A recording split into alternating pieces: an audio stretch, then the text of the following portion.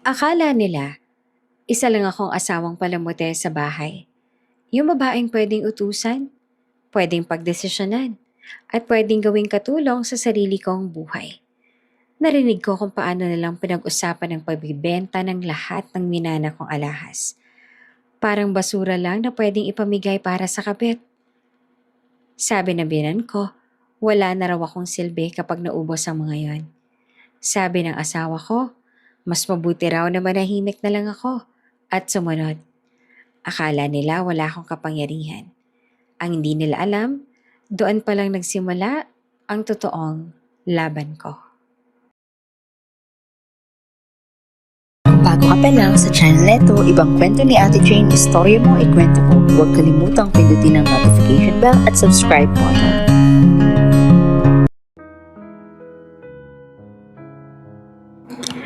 Hindi naman sinasadya ni Emma na marinig. Galing lang siya sa kusina. May hawak na baso ng tubig. Nang marinig niya ang mahihinang boses mula sa master's bedroom, bahagyang nakabukas ang pinto. Ilaw lang ng bedside lamp ang nakasinde. Huminto siya. Hindi dahil gusto niyang makialam, kundi dahil narinig niya ang pangalan niya. Emma will understand, sabi ng binan niya, si Mrs. Valdez. May tunog iyon ng pang-aalo, pero mas matinis sa tenga. Wala naman siyang ambag sa down payment. Ikaw lahat. Tahimik naman si Emma sa hallway. Ang tibok ng puso niya ay parang may martilyong tumatama sa dibdib. Sumagot ang asawa niya, si Marco. Mabagal. May konting pag-aalinlangan. Ma, hindi basta-basta yun. Pamana yun sa kanya ng lola niya. May maikling katahimikan. Tapos, tawa. Hindi yung masyadong tawa, yung tipong may kasamang pagmamaliit. Ano ka ba? Alahas lang yon, Marco. Sagot ng biyanan niya. Hindi naman niya ginagamit. Nakatago lang sa drawer. Benta na yan. Pang down payment na natin sa bagong townhouse. Ramdam ni Emma ang malamig na pawis sa likod niya. Down payment? Townhouse. May plano pala. At hindi siya kasama sa plano. Tumikim si Marco sa loob. Paano kapag magtanong siya? Di sabihin mong investment para sa future ninyo. Mabilis ang sagot. O kung ayaw mo ng komplikasyon, huwag mo nang sabihin agad. Ipa-appraise mo muna. Hindi niya naman malalaman. Tumahimik ulit. May kaluskos ng drawer na binubuksan. Parang may sumuntok sa sikmura ni Emma. Doon sa drawer na yon, nakalagay ang kahon ng mga alahas. Mga hikaw na may maliit na diamante. Isang manipis na gold bracelet. At isang singsing na may emerald na luma na pero may bigat ang halaga. Huli niyang hinawakan ng mga yon nang namatay ang lola niya. Hawak niya noon ang kamay ng matanda habang sinasabi, hindi ito para ipagyabang. Para to sa panahong kakailanganin mong patunayan ang halaga mo. Hindi niya naman inakala na ganito ang magiging gamit ng mga yon sa ibang tao. Actually, mahina ang boses ni Marco. May mas magandang ideya. Parang lumapit siya sa pinto. Mas luminaw ang tunog. Yung minana niyang alahas, saglit na tumigil ang mundo ni Emma. Ibenta natin. Regalo natin sa kabit ko yung bagong set. Mas bagay sa kanya yung modern na design. Tawa niya pa ulit. Mas malakas, mas kampante. Hay nako anak, buti ka pa marunong mag-isip. At least may napapala ka sa asawa mo.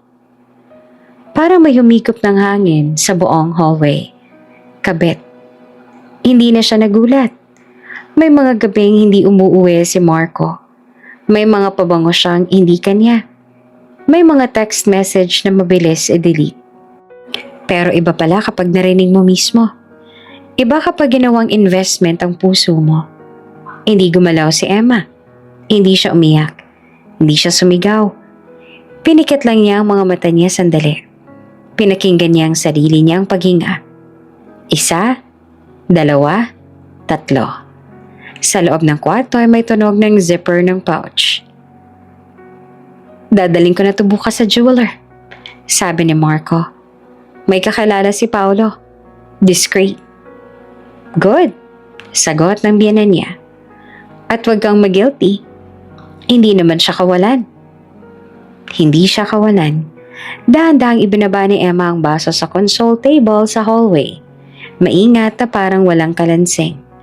Sa loob ng kwarto, abalang mag-ina sa pagplano ng kinabukasan. Nawala siya. Huminga siya ng malalim. Hindi siya papasok doon para mag-iskandalo. Hindi siya magmamakaawa. Hindi niya ibibigay ang kasiyahang makita siyang wasak. Tahimik siyang lumakad pabalik sa guest room. Ang kwartong inuukopan niya nitong mga huling buwan dahil mas komportable raw si Marco kapag solo. Noon naniwala siya. Ngayon malinaw na. Isinara niya ang pinto. Binuksan niya ang laptop sa mesa. Habang nasa kabilang kwarto ang asawa niya, ang lalaking pinili niyang ipaglaban laban sa sariling pamilya niya, nag-log-in siya sa online banking. Pinagmasdan niya ang joint account. May mga transfers na hindi niya napansin noon. Maliit lang, paisa-isa, hindi sapat para mapansin agad. Pero sapat para bumuo ng lihim. Tahimik siyang umiti. Hindi dahil masaya siya, kundi dahil may linaw na. Hindi siya kawalan? Sige. Inopen niya ang personal account na matagal niya nang hindi ginagalaw. Doon niya pinasok ang freelance income niya. Mga project na hindi alam ni Marco. Dahil hindi naman seryoso. Malaki na ang laman. Mas malaki kaysa inaakala ng lahat sa bahay na to. Kinuha niya ang phone niya. May isang pangalan na matagal niya nang hindi kinakontak. Si Attorney Reyes. Kaibigan ng lola niya. Tinype niya ang message. Good evening, Attorney. I need legal advice. Urgent. Hindi niya pa pinapadala at pinag-isipan niya pa muna. Sa kabilang kwarto, may panibagong tawa. Mas malakas. Mas kampante. May narinig siyang sinabi ng biyenan niya. Sa bagay, mas maganda naman talaga si... Hindi niya na inintindi ang pangalan.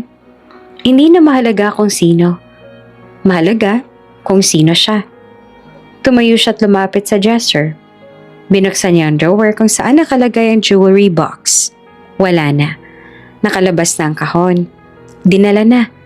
Tinitigan niya ang bakanteng espasyo. May kung anong kumirot naman sa dibdib niya. Hindi sakit, hindi rin lungkot. Mas parang pagising. Dahan-dahan siyang bumalik sa kama. Umupo, diretso ang likod. Pinadala niya ang mensahe.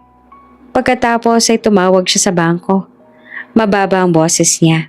Kalmado. Hi, I'd like to request a temporary hold on any transaction involving my inherited assets. Yes, I have documentation. I'll send it tonight.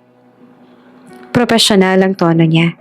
Walang bakas ang babaeng kakarinig lang na balak siyang pagnakawan at pagtawanan. Pagkababa niya ng tawag, may kumatok sa pinto. Boses ni Marco. Gising ka pa? Pinahid niya ang mga palad niya sa pajama. Hindi para patuyuin ang pawis, kundi para siguraduhing steady ang mga kamay niya. Sagot niya. Normal ang tono. May kailangan ka? Pinuksan ni Marco ang pinto. Nakangiti. Parang walang nangyari. Wala naman, just checking. Lumapit ito at hinalikan siya sa noo. Love you. Tinitigan niya ang mukha ng asawa niya. Kung hindi niya pa narinig kanina, paniniwalaan niya na sana ang eksenang ito. Ngumiti siya ng maliit, kontrolado. Love you too, sagot niya. Hindi niya binawi ang halik. Hindi siya umatras. Pero sa loob niya, may pinto na ang tuluyang nagsara. At sa likod ng saradong pintong iyon, hindi na ang dating Emma ang nakaupo, kundi isang babaeng tahimik, nag-iipon, at hindi kailanman magiging kawalan. Maaga nagising si Emma pero hindi dahil sa alarm. Sanay na ang katawan niyang gumising bago sumikat ang araw, tuwing may mabigat siyang iniisip. Tahimik ang buong bahay. Wala pang kalansing ng kobyertos. Wala pang tunog ng TV sa sala kung saan madalas umupo ang binan niya. Dumiretso siya sa guest room, isinara ang pinto, at lumuhod sa tabi ng kama. Mula sa ilalim ng kama, hinila niya ang flat na storage box na kulay abo. Hindi doon nakalagay ang jewelry box kagabi. Alam niyang kinuha na iyon. Pero may isa pa. Backup. Hindi dahil kuripot siya, dahil maingat lang ang lola niya. Binuksan niya ang storage box at nasa loob ang isang leather envelope. Makapal at medyo luma ang gilid. Nakalagay doon ang mga dokumento, certificates, appraisal papers, lumang litrato, at isang maliit na velvet pouch. Hinawakan niya ang pouch. Dahan-dahan niya itong binuksan. Isang manipis na gold bracelet ang lumabas. May maliit na ukit sa loob. EMV 1968. Elena Maria Vera. Pangalan ng lola niya bago pa ito nag-asawa. Hindi ito basta ginto. Sabi noon ng matanda habang nilalagay sa palad ni Emma ang bracelet. May dugot pawis yan. Pinundar ko yan nung nagtitinda pa ako ng tela sa Divisoria. Napangiti naman si Emma sa alaala. Sa ilalim ng bracelet nakabalot sa tissue ang emerald ring. Luma ang setting, hindi kasing kinis sa mga modernong disenyo ngayon. Pero malinaw ang bato. Malalim ang kulay at parang may sariling buhay. May maliit na marka sa band, 18K, at isang serial code na halos hindi mapansin kung hindi mo tititigan. Kasama sa envelope ang appraisal certificate mula sa isang kilalang jeweler sa Makati. May petsa, may perma, may description ng bawat peraso. Nakadetalye ang timbang, kalidad ng bato, pati ang serial markings. Hindi basta-basta mabibenta na hindi nagiiwan ng bakas. Kinuha niya ang lumang letrato sa loob. Nasa larawan ng lola niya. Nakasuot ng simpleng barot sayat na kangiti habang hawak ang maliit na kahon ng alahas. Katabi nito ang mama niya. Mas bata pa noon. May suot na parehong emerald ring sa daliri. Ma, mahina niyang bulong sa litrato. Ang mama niya ang unang nagmana. Pero nagmagkasakit ito at maubos ang ipon sa ospital. Hindi ginalaw ang alahas, kahit isang peraso. Hindi ito pambayad ng utang. Sabi noon ng mama niya habang hinihimas ang buhok niya. Ito ang patunay na may pinanggalingan tayo, na hindi tayo basta mawawala. Namatay ang mama niya 2 taon matapos nun. At sa burol, binigay ng lola niya kay Emma ang kahon. Sa'yo na. Ikaw na ang huling Vera sa linya natin. Sabi nito. Ingatan mo. Hindi dahil mahal, kundi dahil ito ang natitirang bahagi ng pamilya mo. Napapikit si Emma. Ito ang natitirang bahagi ng pamilya ko. Mahina niya ang inulit ngayon. Hindi naman mansyon ang minana niya. Hindi rin negosyo. Hindi lupa. Ito lang. Isang bracelet, isang singsing, isang hikaw na may maliliit na diamante, at ang mga papel na nagpapatunay na kanila iyon. Pero higit sa lahat, ang kwento. May kumatok sa pinto. Emma? Boses ng binan niya. Nasa loob ka ba? Mabilis niyang ibinalik ang mga dokumento sa envelope, pero hindi niya isinara ang pouch. Itinabi niya lang sa unan. Opo, sagot niya na kalmado. Pumasok si Mrs. Valdez na may daladalang tasa ng kape. Maaga kaya tayong nagising? Hindi ka ba nakatulog? Ayos lang naman po, sagot niya. Napatingin ang matanda sa kama. Hinahanap ni Mark ang jewelry box mo kanina. May kailangan daw siyang ipa-appraise? Ganun po ba? Bahagyang tumaas ang kilay ni Emma. Akala ko nasa kanya na. Saglit na nag-iba ang ekspresyon ng binan niya. Isang segundo lang, pero sapat para mapansin. Oo nga pala, nasa kanya na. Ngumiti ito. Buti na lang may certification ka, no? Mas mataas ang value kapag kompleto ang papeles. Meron po. Diretso ang tingin ni Emma. May serial markings din bawat peraso. Documented lahat. Natahimik ang biyanan niya. Talaga? Pilit na casual ang tono. Opo, at nakaregister po sa pangalan ko. Hindi iyon buong detalye, pero sapat na. Ibinaba ng matanda ang tasa ng kape sa side table. Maganda yan, at least sigurado. Sigurado po. Ulit pa ni Emma. Lumabas ang biyanan niya matapos ng ilang segundo. Hindi na ito nagtagal. Pagkasara ng pinto, sakala mang siya huminga ng malalim. Alam niyang hawak ni Marco ang pangunahing jewelry box, pero hindi niya hawak ang lahat. Hindi niya hawak ang certificates. Hindi niya hawak ang appraisal copies. At higit sa lahat, hindi niya hawak ang kwento. Kinuha niya ang phone niya at tinawagan ng bangko ulit. Hi, this is Emma Vera. I'm sending the documents now. I also want to flag any attempt to pawn or sell items listed under these serial numbers. Yes, I have clear photos. Habang nagsasalita siya, kinukunan niya ng malinaw na litrato ang bawat peraso sa pouch, ang bracelet na may ukit, ang singsing na may serial, ang hikaw na may tiny hallmark. Pagkatapos, pinicturean niya ang lumang litrato ng lola at mama niya. Hindi para sa bangko, kundi para sa sarili niya. Maya-maya, nag-vibrate ang phone niya. Message from Marco. Babe, nasa niya ibang papers ng alahas? Di ko makita. Ngumiti siya. Safe lang. Reply niya? Why? Ilang segundo to bago sumagot. Para sa appraisal nga, para mas mataas ang offer. Offer? Parang produkto lang. Nag-type siya ulit. Send mo muna sa akin yung pangalan ng jeweler. Gusto kong sumama. Matagal bago nag-reply. Busy ka diba? Ako nang bahala. Tumayo siya at isinukpit ang bracelet sa pulso niya. Hindi niya ito madalas isuot noon. Ngayon, pinisil niya ang maliit na ukit sa loob. EMV. Dugot pawis, dignidad. Hindi niya hahayaang maging regalo yon sa ibang babae. Hindi niya hahayaang maging down payment sa buhay na wala siya. Muling tumunog ang phone. Okay, sabay na lang tayo mamaya. Ngumiti siya. Hindi dahil naniniwala siya, kundi dahil handa na siya.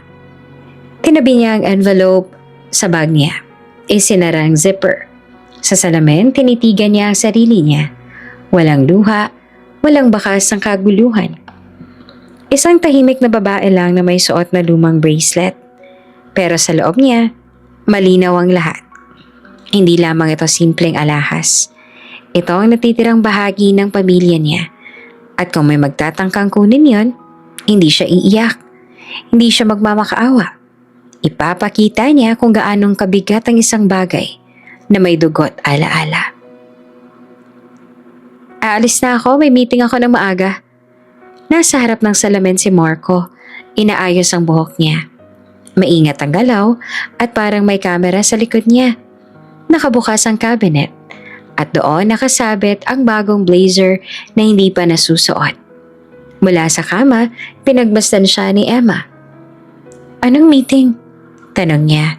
Casual lang ang tono. Potential client to, malaki. Ngumiti naman si Marco sa refleksyon nila sa salamin. Para sa future natin. Future. Laging may ganong linya. Lumapit ito sa kama at tinalikan siya sa noo. Alam mo namang akong bahala sa atin, di ba? Ako ang lalaki sa bahay na to. Tumango si Emma. Hindi siya sumagot. Napatingin siya sa sapatos ni Marco habang naglalakad ito palabas ng kwarto. Malinis, puting-puti. Halatang bago. Bago yan? Tanong niya. Saglit naman na tumigil si Marco sa paglalakad. Ito? Luma na. Matagal na to sa akin. Alam ni Emma ang mga gamit ng asawa niya. Alam niya kung alin ang bago at alin ang hindi. Hindi na siya nag-usisa. Pagkatapos umalis ni Marco, dumiretso siya sa dining table. Nakabukas doon ang isang paper bag mula sa kilalang tech store. Hindi niya iyon napansin kagabi. Binuksan niya. Bagong phone. Pinakamodelong labas nitong taon. Kinuha niya ang resibo sa loob. Cash payment. Mahigpit ang hawak niya sa papel. Noong isang linggo lang, nagkwento si Marco na kapos daw sila sa budget. Na baka pwede ba daw humera muna siya sa savings niya para sa down payment ng townhouse. Short lang, babawi ako. Hindi kita pababayaan. Sabi nito noon habang hawak ang kamay niya. Hindi niya pinahiram, hindi niya kailangan. Dahil siya mismo ang naglalagay ng mga mas malaking halaga sa joint account buwan-buwan. Siyang may stable na online consulting clients. Siyang may consistent na transfer. Si Marco, project-based, commission-based. Puro malapit na. Bumalik sa isip niya ang tanong na ilang buwan niya nang pilit tinatabunan. Bakit laging kapos? Ako naman ang may malaking kontribusyon. Maya-maya, nag-ring ang phone niya. Hello, love? Masiglang bati ni Marco sa kabilang linya. Nasa office na ako. Grabe, traffic. Ang aga naman yata ng meeting mo Sagot niya. Ganon talaga pag breadwinner. May halong biro pero may diin. Ako lahat ng sumasalo. Pinikit ni Emma ang mga mata niya sandali. Marco, mahinahon niyang sabi. Pwede ba natin pag-usapan yung expenses natin mamaya? Parang ang bilis kasing maubos ng pere. Tahimik naman sa kabilang linya. Anong ibig mong sabihin? Bahagyang nag-iba ang tono. Wala naman. Napansin ko lang. Ang laki ng pumapasok pero parang lagi tayo naghahabol. May maikling tawa si Marco. Huwag ka na nga mag-overthink. Hindi mo naman kailangang problemahin yan. Akong bahala sa finances. Joint account yan? Paalala niya. Exactly. Joint. So trust lang, babe. Trust. Madaling sabihin. By the way, dagdag ni Marco, pwede bang padalhan mo muna ako ng 30? May kailangan lang bayaran dito sa office. Ibabalik ko rin kaagad. 30,000. Parang simpleng halaga lang sa paraan ng pagkakasabi niya. Para saan? Diretso niyang tanong. Team lunch? Client meeting nga Investment din to. Napatingin si Emma sa resibo ng bagong phone sa mesa. Cash payment. Hindi niya tinanong kung saan galing ang pera. Hindi pa. Sige, pero pakasend muna ng breakdown ng last month expenses natin para malinaw. Natahimik ulit si Marco. Grabe ka naman, Nagdududa ka pa ba sa akin? Hindi, sagot niya agad. Gusto ko lang organized. Huminga ng malalim ang asawa niya. Alam mo, minsan pakiramdam ko, hindi mo nakikita ang effort ko. Ako, todo-todo kayod. Tapos kailangan ko pa mag-report. Effort. Naalala ni Emma ang mga gabing siyang puyat sa laptop. Nagre-revise ng proposals. Habang si Marco naman ay may late meeting. Hindi kita pinagdududahan. Mahinahon niyang ulit. Gusto ko lang na malinaw. Fine. Malamig na sagot nito. Pag uwi ko mamaya. Pagkababa ng tawag, tahimik ang buong bahay. Naupo siya sa dining chair at binuksan ang banking app niya. May 3 transfer kahapon. Mga halagang tigli 5,000. Hindi kalakihan, pero sunod-sunod. Destination, e-wallet account na hindi niya kilala. Tiningnan niya ang account name. Initials lang. MV. Napakunot ang noon niya. Hindi siya. Hindi rin si Marco. Dapat MAV. Sino si MV? Mali niyang inalala ang tawag niya 2 gabi na nakalipas. Mas bagay sa kanya yung modern design. May kumirot sa dibdib niya. Pero hindi siya nagpatalo sa emosyon. Nag-message ulit si Marco. Love, Pasenda, naghihintay sila. Tinype niya ang sagot. Sent, 10K muna. The rest mamaya after ng breakdown. Ilang segundo. Bakit 10 lang? Sabi ko 30. Testing lang kung papasok agad. Sagot niya. Walang reply. Lumipas ang 10 minuto. Nag-ring ang phone niya. Ano ba to? Halatang inis na ang tugon. Napapahiya ako dito. Napapahiya ka saan? Kalmado ang boses niya. Sa team. Sabi ko kaya kong sagutin. Kaya mo naman pala. Sagot niya na halos pabulong. Bakit kailangan mo pang manghingi? Tahimik ang kabilang linya. Grabe ka naman. Sagot ni Marco.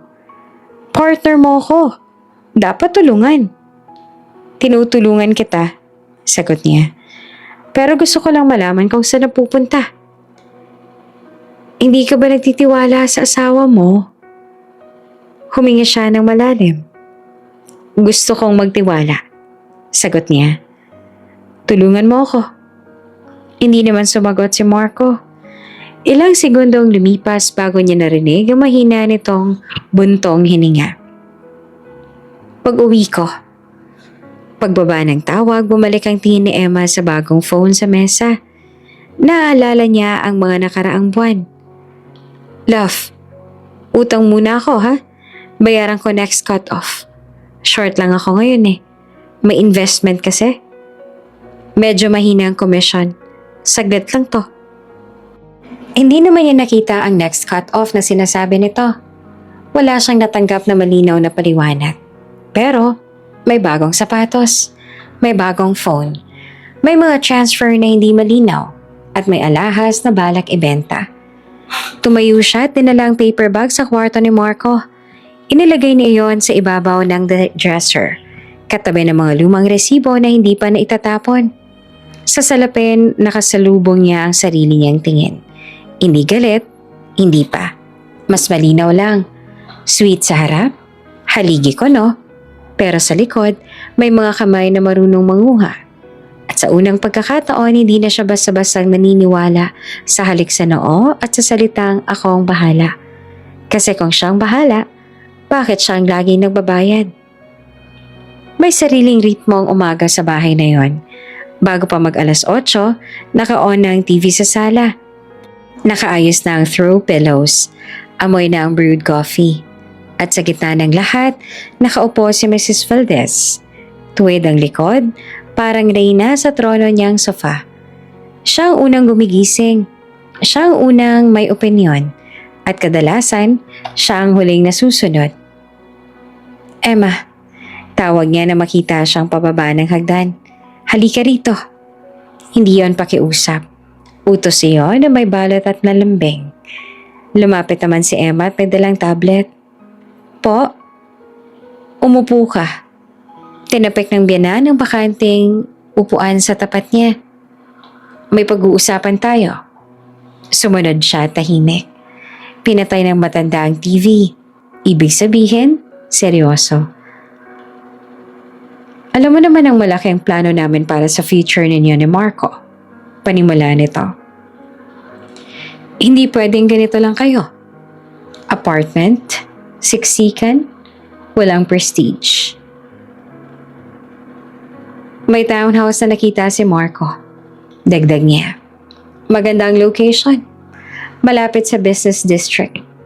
Ang problema lang, down payment. Hindi naman kumibo si Emma. Tingnan mo. Patuloy pa ng biyanan at inaayos ang hikaw niya. Hindi sapat ang sipag. Kailangan may diskarte. Anong diskarte po? Mahinahon niyang tanong. Diretsohing tumingin sa kanya ang matanda. Walang paligoy-ligoy. Yung alahas mo. Hindi na ito pabulo ngayon. Wala nang pagtatago. Sayang lang naman kung nakatago sa kahon. Dagdag pa nito. Hindi naman kumikita. Pero, mana ko po iyon. Sagat ni Emma. May sentimental value, ma. Umangat ang isang kilay ng biyanan niya. Sentimental value? Emma, hindi nakakabayad ng amortization ng alaala. Tahimik lang siya. Practical dapat. Tuloy ng matanda. E buti nga may maibebenta ka. Samantalang yung iba, wala talagang maiambag. May diin sa huling salita. Alam naman ni Emma ang ibig sabihin. Buti na lang at anak ko ang napangasawa mo. Dagdag pa nito. Halos nakangiti. Kung hindi dahil sa kanya, nasan ka kaya ngayon? Nilingon niya ang hagdan sandali, tsaka bumalik ang tingin sa biyanan. Nagtatrabaho pa rin po, ma. Sagot niya. Kagaya ho ngayon. Hindi naman nagustuhan ng matanda ang tono niya. Don't be defensive. Malamig na sagot nito.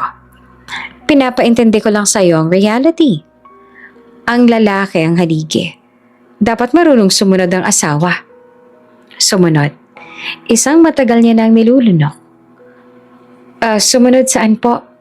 Tanong niya at diretso ang tingin. Sa pagbebenta ng minana ko? Napangiti ang biyanan niya. Hindi matamis, parang mas may alam. Hindi ko naman sinasabing pinipilit kita. Sagot nito. Suggestion lang. Pero kung talagang mahal mo ang anak ko, tutulungan mo siya. Tahimik ang sala. Tanging tik-tak ng wall clock ang maririnig. Mahal ko po si Marco.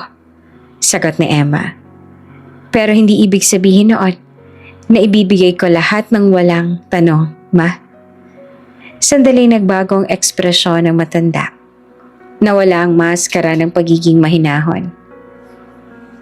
May pagdududa ka ba? Malamig na tanong na to. Gusto ko lang pong malinaw, sagot niya.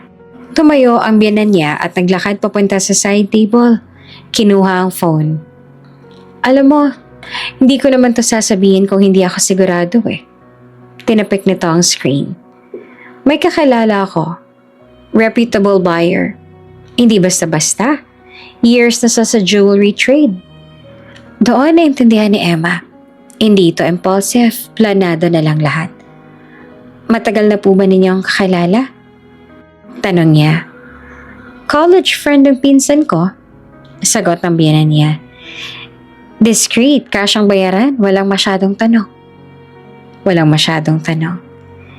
Hindi po ba kailangan ng documentation? Mahinahon niyang tanong.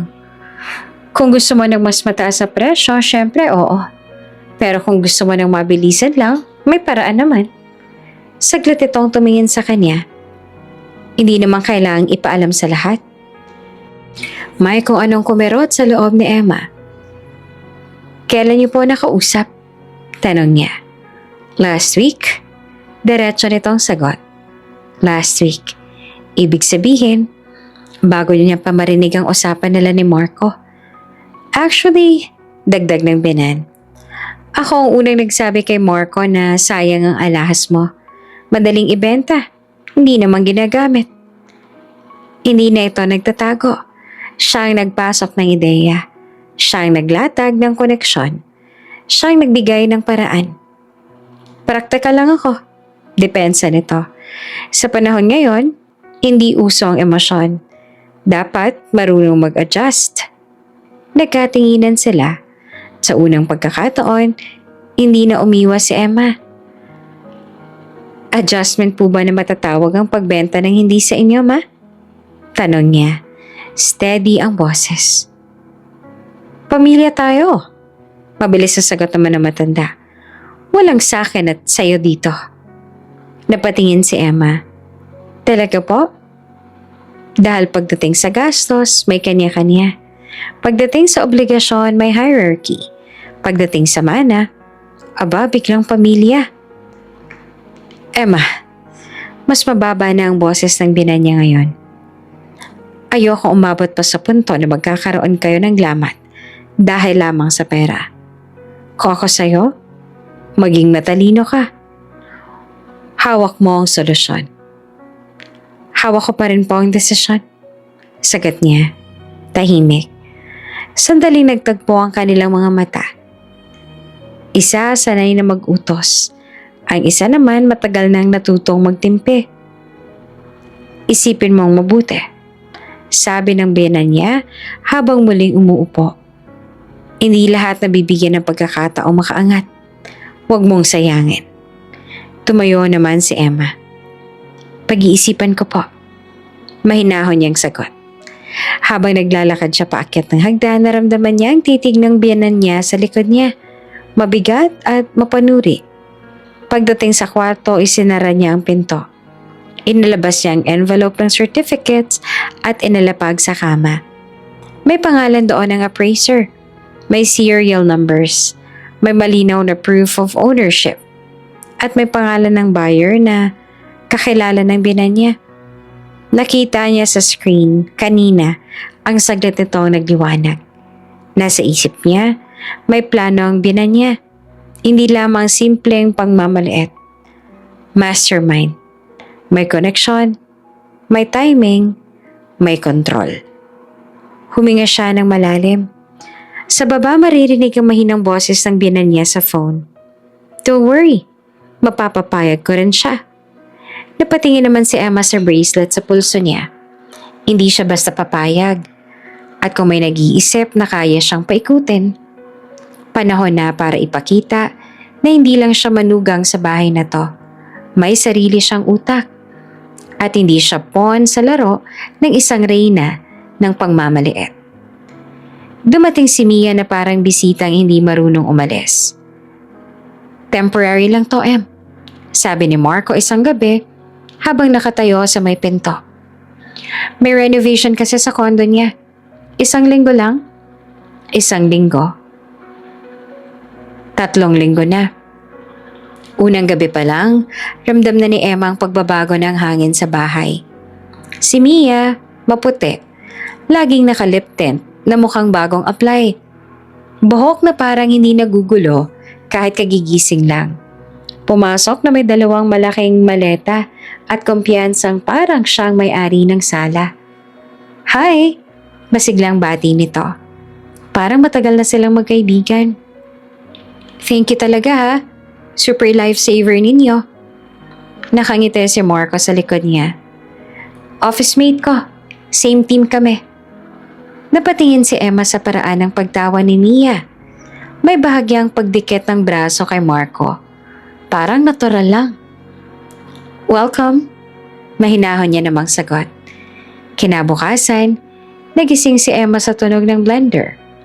Pagbaba niya nakita niya si Mia ang nasa kusina. Nakasuot ng oversized shirt na hindi niya maalala kung kanino. Morning! Bati nito na walang bahid ng hiya. Ginamit ko yung almond milk mo ha? Healthy living kasi ako ngayon. Napatingin si Emma sa ref. Yung almond milk na binili niya para sa sarili niyang meal plan. Sige lang, sagot niya. Lumapit si Mia sa dining table. May hawak na smoothie. At umupo naman sa pwesto ni Emma. Grabe, ang cute ng house niyo, no?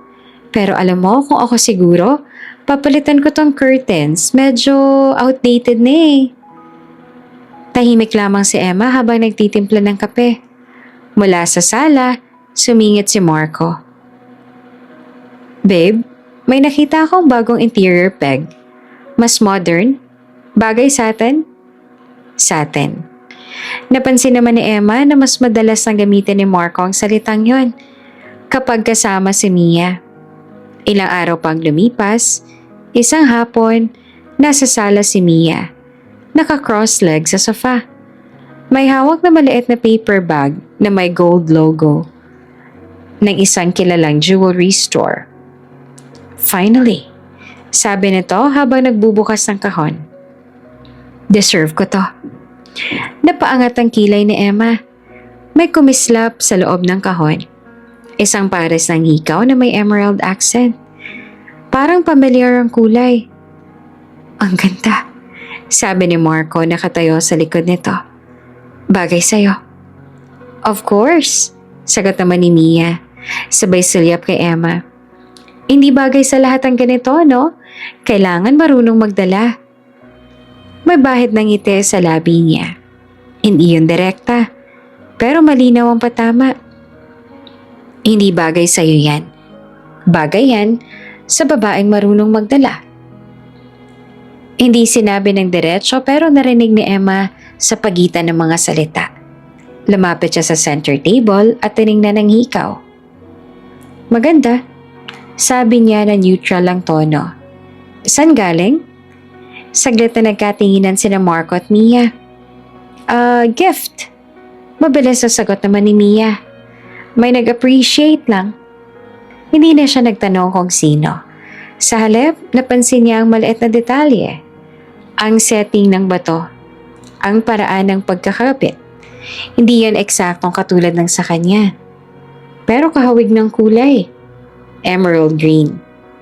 Kinabukasan habang nasa kwarto si Mia, narinig ni Emma ang tunog ng camera shutter. Ilang segundo lang, may notification na sa phone niya. Inopen niyang social media at bagong post iyon ni Mia. Selfie sa harap ng salamin, suot ang hikaw. Ang caption, "When you know your worth, you don't settle. Deserve ko to." May green heart emoji pa. Napatitig si Emma sa screen. Sa background ng larawan, makikita ang bahagi ng kwarto nila ni Marco. Yung headboard na siya ang pumili. Sa comment section, may isang familiar na username. Marco AV. Tahimik siyang nag-scroll pababa. May isa pang post ng nakalaang linggo. Bagong heels. Caption, "Upgrade season." Napatingin siya sa cabinet ni Marco. Sa isip niya, yung bagong sapatos na matagal na raw, mga peraso, unti-unting nagdugtong. Gabi na makasalubong niya si Mia sa hallway. Tawag nito na parang biglang naalalang isang bagay. Pwede ko bang hiramin yung hair curler mo? May dinner kami ni Marco with the team eh. Dinner? Hindi nabanggit yan sa kanya. Sige. Sagot niya at binuksan ang drawer at inabot ang curler. Habang inaabot niya iyon, napansin naman ni Mia ang bracelet sa pulso niya. Uy, sabi nito, sabay hawak sa kamay niyang walang paalam. Vintage. Oo, sagot ni Emma. Dahan-dahan binabawi ang kamay. Alam mo, dagdag ni Mia at pinapaikot ang hikaw sa tenga niya. Minsan hindi sapat na may ganito ka. Kailangan bagay din sa personality. Anong personality naman yon? Tanong ni Emma. Yung confident. Yung kaya kang ipakita sa mundo. Hindi yung nakatago lang sa drawer. May saglit na katahimikan. May mga bagay, sagot ni Emma, na hindi kailangang ipangalandakan para maging mahalaga. Nagkibit-balikat lamang si Mia. Well, it depends. Kung ako, I'd rather wear it than let it collect dust. Collect dust. Parang simpleng salita. Pero alam ni Emma kung ano ang tinutukoy. Habang naglalakad palayo si Mia, may kung anong nabuo sa loob niya. Hindi na siya yung babaeng nagugulat sa mga patama. Hindi na siya yung tahimik lang dahil hindi sigurado. Ngayon, bawat salita, bawat tingin, bawat post na itatala niya na sa isip. Timeline, pattern, mula sa bagong phone, sa e-wallet transfers, sa emerald earrings. Sa caption na "deserve ko to" at sa linyang paulit-ulit na sumasagi sa tenga niya. Hindi bagay sa iyo yan. Bagay yan sa babaeng marunong magdala. Huminga siya ng malalim. Sa salamin sa hallway, nagtagpo ang tingin nila ni Mia sandali. Isang babae na kumikilos na parang may-ari. At isang babae na matagal nang may pag-aari. Pero hindi na nagpapadala sa ingay. Hindi siya iimik. Hindi pa. Pero nagsimula na siyang magbilang. At kapag kompleto na ang bilang, hindi na siya magiging tahimik. Hindi naman sinasadya ni Emma. O baka sinadya rin ng instinct niya. Bumaba siya para kumuha ng tubig bandang 10:00 ng gabi. Patay na ang ilaw sa sala. Pero may manipis na guhit ng liwanag mula sa study room. Ang kwartong bihirang gamitin, maliban kapag may serious talk, sina Marco at ang biyenan niya. Dahan-dahan siyang lumakad, hindi para makinig, kundi para makumpirma.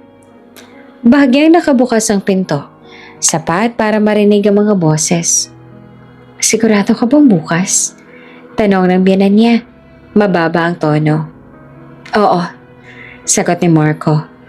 Wala siya sa bahay ng mga 2 p.m. May client call siya hanggang 4. Huminto ang mundo ni Emma. 2 p.m. Alam niya ang schedule niya. Totoo yon. Dadaling ko kaagad kay Mr. Chua sa Ongpin. Dagdag ni Marco. Hindi pawn shop. Direct buyer. Mas mataas magbigay. Nakausap ko na siya, sabi ng biyanan niya. Pinakita ko yung pictures. Interested siya sa emerald. Sabi niya nga rare daw ang kulay. May pictures. Kailan pa? May serial number. Sagot ni Marco na may bahid ng pag-aalala. Baka hanapan ng papeles. Relax. Mabilis na sagot ng matanda. Sabi ko, pamana. May appraisal naman, diba? Kunin mo na rin bukas yung envelope. Napapikit si Emma. Hindi nila alam na nasa bag niya ang original. Hindi ba magtataka si Emma? Tanong ni Marco. Ano magtataka? Matigas ang sagot ng biyanan niya. Sabihin mo pang business. May opportunity ka. Or pangbayad sa utang sa supplier. Para sa pamilya rin naman to. Para sa pamilya. Laging may ganong balot ang kasinungalingan. May maikling katahimikan bago muling nagsalita si Marco. After nito, okay na tayo. Makakausad na tayo. Hindi ko na kailangang manghiram lagi. Manghiram? Hindi niya tinawag na magnanakaw. At saka, dagdag pa ng biyanan. Hindi rin naman niya kayang dalhin yung klaseng alahas na yan, sayang lang. May mahinang tawa. Mas babagay yan kay hindi na tinapos ang pangalan. Hindi na kailangan. Narinig na ni Emma ang sapat. Tumalikod siya bago pa siya makita. Maingat ang bawat takbang paakyat ng hagdan. Walang tunog, walang drama. Pagdating sa kwarto, sinara niya ang pinto at umupo sa gilid ng kama. Hindi siya nanginginig, hindi siya umiiyak. Mas malinaw ang lahat. Bukas, 2 p.m, sa Ongpin, kay Mr. Chua. Emerald ang target. Hindi ito bugso ng galit, hindi ito isang gabing napag-isipan lang. May pictures na, may buyer na. May oras na tinukoy batay sa schedule niya. Premeditated. Kinuha niya ang phone niya at binuksan ang voice memo app. Hindi niya na-record ang usapan kanina. Pero, may iba pa siyang paraan. Binuksan niya ang CCTV app. Yung maliit na camera na nilagay niya sa hallway. Ilang buwan na ang nakalipas matapos may mawala na maliit na halaga sa drawer niya. Sinabi niyang para sa security.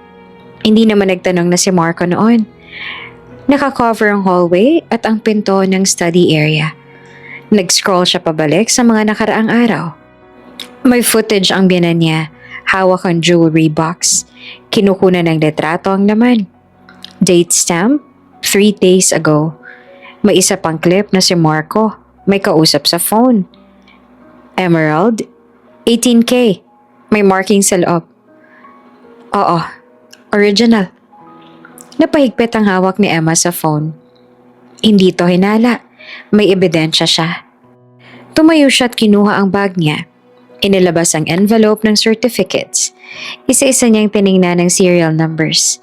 Kinuna niya ng malinaw na litrato. Pagkatapos ay nag-type siya ng mensahe. Good evening, Attorney Reyes. I have reason to believe someone intends to sell me inherited jewelry without my consent. I have names, location, and schedule. What are my options if I let the transaction proceed?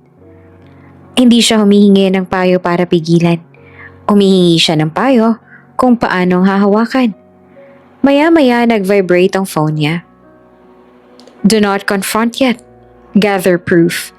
If you know the buyer and the time, we can coordinate. Theft and estafa may apply. Estafa, mabigat na salita. Sa baba narinig niya ang pagbukas ng pinto ng study, mga yabag paakyat. Mabilis niyang binalik ang envelope sa bag at isinilid sa ilalim ng kama. Kumatok si Marco. Tulog ka na? Hindi pa, sagot niya. Pumasok ito at may ngiti sa labi. Besi ka ba bukas ng hapon? Tanong nito. Kunwari casual lang. May call ako. Sagot niya. Bakit? Wala lang. Baka may lakad tayo after. After. Pagkatapos ng ongpin. Anong oras? Tanong niya. Mga 5 siguro? Okay. Sagot niya. Lumapit naman si Marco at umupo sa tabi niya. Alam mo naman na ginagawa ko lahat para sa atin, di ba? Diretso siyang tumingin sa kanya. Ano bang ginagawa mo? Tanong niya. Hindi galit, kundi curious. Diskarte, sagot nito. May opportunity kasi, ayoko namang sayangin. Opportunity, isa pang bagong palusot. Risky ba? Tanong niya. Saglit naman na natigilan si Marco. Hindi, calculated. Calculated. Tama naman. Calculated ang oras, ang buyer, ang kwento. Humiga si Marco at hinila siya palapit. Trust me on this. Tinitigan ni Emma ang kisame. Trust. Bukas 2 p.m. sa ongpin.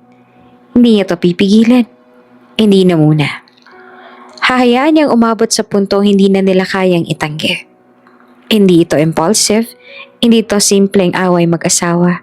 Ito ay plano. At sa unang pagkakataon, hindi siya ang nasa dilim. Alam niya ang oras at lugar at pangalan. At kapag tumama ang 2:00, hindi siya magiging biktima, kundi saksi. May kakaibang katahimikan ng umaga matapos na malaman ang totoo. Hindi ito tahimik na puno ng lungkot. Ito yung tahimik na may direksyon. Maagang nagising si Emma. Hindi siya bumangon kaagad. Nakahiga lang siya. Nakatingin sa kisame. Habang sa tabi niya ay may mahimbing na natutulog na si Marco. Parang walang planong magnakaw ng mana sa sariling asawa mamayang 2:00 ng hapon. Pinagmasdan niya ang mukha nito. Ito ang lalaking pinili niya. Ito ang lalaking ipinaglaban niya sa sariling pamilya. At ito rin ang lalaking may oras, buyer, at presyo na nakalaan para sa alahas na iniwan ng dugo niya. Huminga siya ng malalim. Hindi siya iiyak. Hindi siya magwawala. Hindi siya sisigaw sa gitna ng sala habang hawak ang jewelry box. Masyado namang madali yon. Masyadong mababaw. Kung magnanakaw sila, hindi niya sila papatulan sa sigaw. Sa batas niya sila, tatapusin. Dahan-dahan siyang bumangon. Kinuha ang bag sa ilalim ng kama. Inilabas ang envelope ng original certificates. Tiningnan niya ang bawat pahina, ang appraisal, ang serial numbers, ang malinaw na pangalan nila bilang owner. Pagkatapos binuksan niya ang drawer ng dresser. Nandoon ang jewelry box na balak dalhin ni Marco mamaya. Hindi pa ito kinukuha. Malamang ay balak niyang kunin kapag nasa call na siya. Binuksan ni Emma ang kahon. Kumikislap ang emerald ring. Nandoon ang bracelet na may ukit, ang hikaw. Tahimik niya itong tinignan. Hindi bilang sentimental na alaala, kundi bilang ebidensya.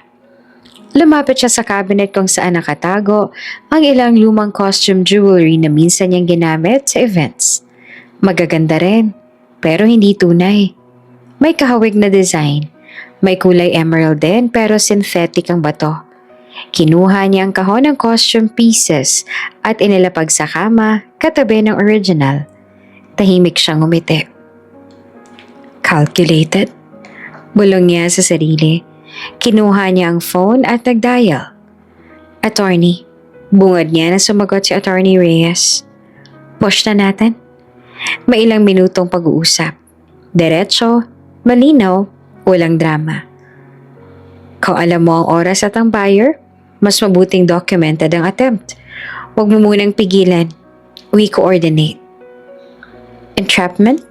Tanong niya. Let's just say witness transaction. Pagkababa niya ng tawag, dumiretso siya sa maliit na storage cabinet kung saan naman nakalagay ang portable CCTV recorder. May live feed na siya sa hallway at study. Pero ngayon, magdadagdag siya. Isang maliit na camera sa kwarto. Nakatutok sa dresser. Hindi para sa eksena. Para sa oras kung kailan kukunin ang kahon. Pagkatapos nagsimula ang tahimik na operasyon. Isa-isa niyang inilabas ang tunay na alahas at inilagay sa velvet pouch. Binalot iyon sa soft cloth. Pinalitan niya ang laman ng jewelry box ng costume pieces. Magkakahawig ang kulay. Sapat para hindi mapansin sa unang tingin. May bigat din kaya hindi agad halata. Sinara niya ang kahon. Mula sa labas, pareho pa rin. Pero sa loob, wala na ang tunay. Tiningnan niya ang sarili niya sa salamin. Walang bakas ng galit. Walang bakas ng takot. Parang normal na asawa lang na naghahanda para sa work call. Maya-maya ay bumangon si Marco. "Good morning," sabi nito sabay halik sa balikat niya. "Morning," sagot niya na steady naman ang boses. "Busy ka mamaya, diba? Around 2 or 4? Casual na tanong. "Oo, back-to-back calls," sagot niya habang nag-aayos ng buhok. "Okay, huwag ka na maistorbo." Hindi niya tinanong kung bakit. Hindi naman niya kailangan. Bumaba sila para mag-almusal. Nasa mesa ng biyenan niya at si Mia. "Busy ka raw mamaya?" Tanong ng biyenan na kunwari walang alam. Opo, may important client lang." "Good," sagot nito. "Focus ka lang." Habang nagkakape si Mia, nag-scroll ito sa phone niya. "Grabe, traffic sa Ongpin lately," bigla nitong sabi. Kunwari, random. "Nagpunta ako last month, ang sikip." Saglit na nagtagpo ang tingin nila ni Emma. Hindi siya kumurap. "Talaga?" sagot niya. "Anong ginawa mo doon?" May friend lang," sagot ni Mia, sabay higop ng kape. "May kilala kasi siyang magaling sa gems?" Gems. Hindi na ito subtle. Hindi na rin ito coincidence. Tahimik lang si Emma habang kumakain. Sa isip niya, malinaw na ang sequence. 1:45 p.m. magsiset siya ng call sa kwarto. 1:55 p.m. maglalagay siya ng sign sa pinto. On call, do not disturb. 2 p.m. kukunin nila ang kahon. 2:30, Ongpin. Mr. Chua, buyer. At doon, hindi na lang ito magiging plano nila. Magiging kaso na. Bandang tanghali, umakyat siya sa kwarto at inihanda ang laptop. Binuksan ang meeting app, pinindot ang record. Hindi para sa client, kundi para sa oras. 1:52 p.m. may barahang yabag sa hallway. Hindi siya lumingon. At 1:57 p.m. may mahinang kaluskos na sa may dresser. Hindi siya gumalaw. Sa screen ng laptop nakikita niya ang reflection ng pinto sa likod niya. Bumukas. Isang anino ang pumasok. Kinuha ang jewelry box, isinara ang drawer. Lumabas. Walang salita. Walang paalam. Tahimik lang. Tiningnan niya ang oras, 2:03 p.m. Huminga siya ng malalim. Hindi siya tumayo. Hindi siya sumigaw. Hindi siya humabol sa hagdan. Sa halip, tinext niya ang abogado. They took it. On the way to Ongpin. May reply agad. We're ready. Pinikit naman ni Emma ang mga mata niya sandali. Hindi niya sila papatulan sa sigaw. Hindi niya sila hahabulin sa kalsada. Hindi niya ibababa ang sarili niya sa dama. Kung magnanakaw sila, maghahanda siya. At sa oras na akala nila hawak nila ang laro, sa kanya ipapakita na ang totoong halaga ng isang babaeng tahimik ay hindi nasusukat sa alahas na ninakaw, kundi sa lakas ng loob na maghintay at tumapos sa tamang paraan. Bago pa dumating ang 2:00 ng hapon na iyon, may ginawa na si Emma na hindi alam ng kahit sino sa bahay. Hindi lang niya pinalitan ang laman ng jewelry box. Nag-imbentaryo siya. Hindi emosyon ang sandata niya ngayon, kundi detalye. Isang araw bago ang planong pagkuha, nagkulong siya sa kwarto habang nasa baba si Marco, ang biyenan niya at si Mia na abala sa pag-uusap tungkol sa future plans. Ipinatong niya sa kama ang velvet cloth. Isa-isa niyang nilabas ang mga tunay na alahas. Walang drama, walang background music. Tahimik lang ang electric fan sa sulok. Kinuha niya ang phone niya at binuksan ang camera. Una, ang emerald ring. Inilapit niya ang lente sa bato. Kinuha ang kulay sa natural light na pumapasok sa bintana. Ikiniling niya para makita ang lalim ng green. Ang maliit na internal line sa patunay na hindi ito synthetic. Pagkatapos, inikot niya ang band. Zoom, 18K, at ang serial code na halos hindi makita kung hindi alam kung saan titingin. Click, isa pa, at isa pa. Hindi niya ito mabubura. Mahina niyang bulong habang kinukunan ng video ang buong peraso. Iniikot ito sa kamay niya na para malinaw ang bawat anggulo. Sumunod ay ang bracelet na may ukit sa loob. EMV 1968. Kinunan niya ng close-up ang engraving. Inilapit hanggang makita ang maliit na gasgas sa gilid, mga marka ng panahon. Hindi lang naman to ginto. Ito ang ebidensya ng pagmamay-ari. Sumunod ang mga hikaw, ang clasp, ang hallmark. Bawat peraso ay may litrato. Bawat litrato may timestamp. Pagkatapos ng alahas, inilabas niya ang envelope ng mga dokumento, appraisal certificate, pangalan ng jeweler, may perma, may date, may detailed description ng bawat item. Iniscan niya yon gamit ang scanner app sa phone. Harap, likod, close-up ng signature, close-up ng serial references. Sinave niya ito sa cloud storage. Gumawa siya ng hiwalay na folder. Name, Vera Earloom, legal. Hindi sentimental ang pangalan, kundi strategic. Sunod, binuksan niya ang laptop at inaccess ang email niya. May lumang email mula sa appraiser. Confirmation ng valuation. Na-download niya ang PDF.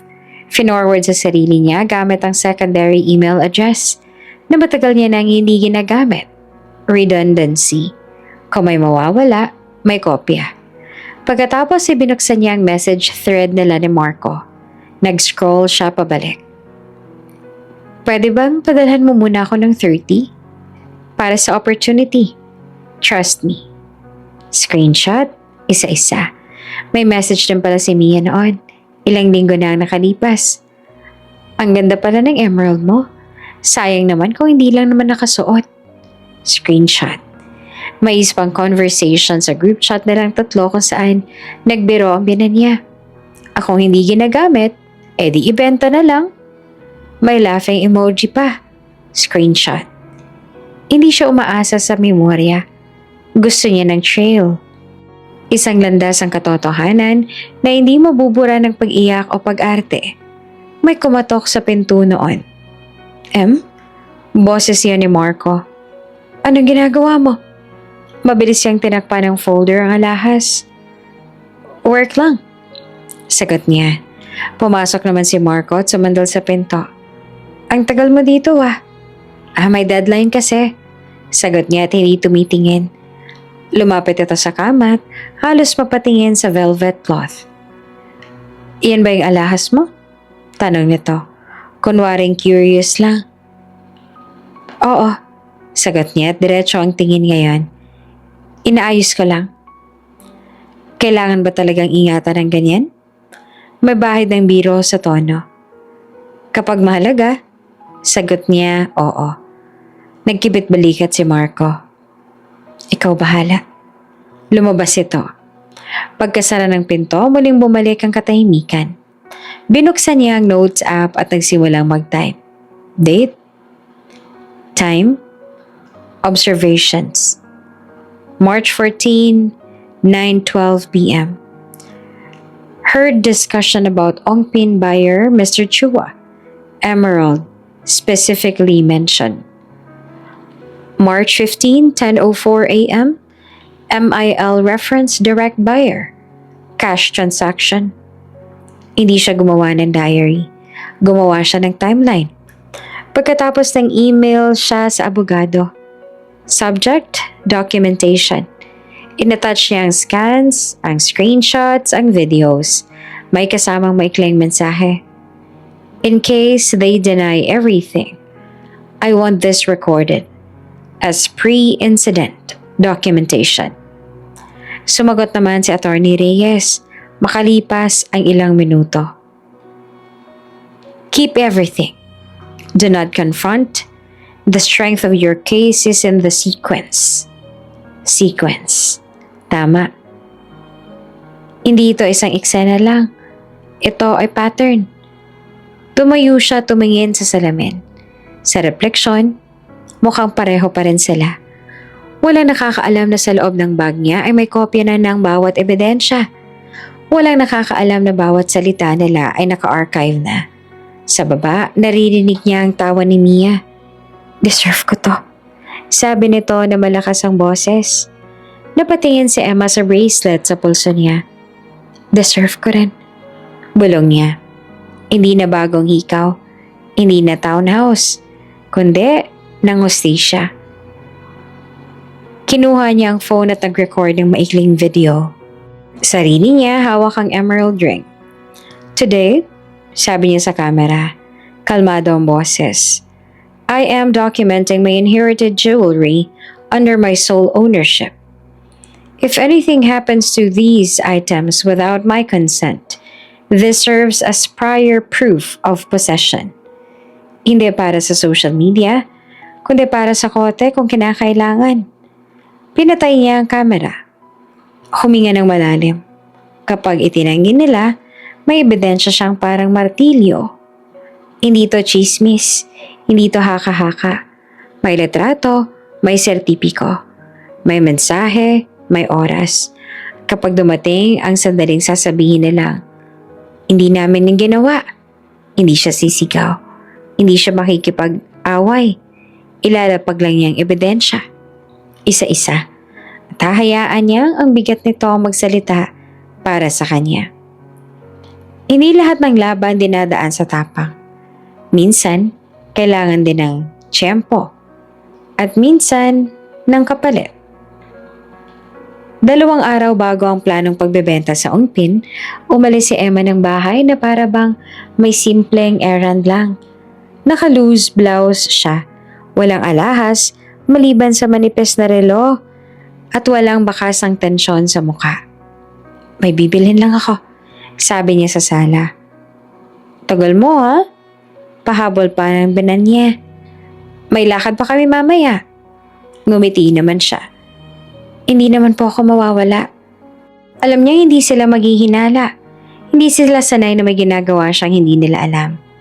Sumakay siya ng Grab papuntang Quiapo. Hindi sa Ongpin. Masyadong obvious. Sa may gilid, may kilala siyang gumagawa ng stage jewelry para sa theater productions. High quality replicas. Close enough para sa mata ng hindi eksperto. Tinext niya ang contact na nakuha niya sa isang dating client. Need replica set. Emerald ring bracelet. Earnings? Detailed. Urgent.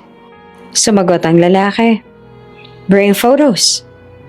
Pagdating nila sa maliit na workshop, sinalubong siya ng amoy ng metal resin. May mga nakahilerang singsing sa glass case. Magaganda. Pero alam mong hindi tunay kung alam mo ang hahanapin. Lumapit ang gumagawa. Nasa late 40s. May suot na magnifying glasses sa noo. Anong peg? Tanong na Tot. Inalabas ni Emma ang phone niya. Ipinakita ang close-up photos ng emerald ring, ang bracelet na may engraving yung hikaw. Pinagbasa ng lalaki ang screen. Pwede. Hindi ito 100% match pero kung quick check lang, papasa. Gaano ho kabilis? Tanong niya. Timbang? Tanong nito pabalik. Malapit sa original. Hindi kailangang eksakto. Basta hindi halatang magaan. Tumango ang lalaki. Pwede nating dagdagan ng core sa loob para may bigat. Stone, synthetic, pero magandang cut. How about engraving? Meron. Kahit similar lang. Hindi kailangang identical. Tumango ito sa kanya ng masinsinan. Para saan nga pala to?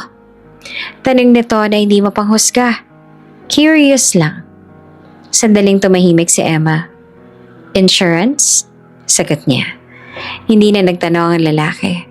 Nag-usap sila ng presyo. Hindi yun mura. Pero hindi iyon ang mahalaga.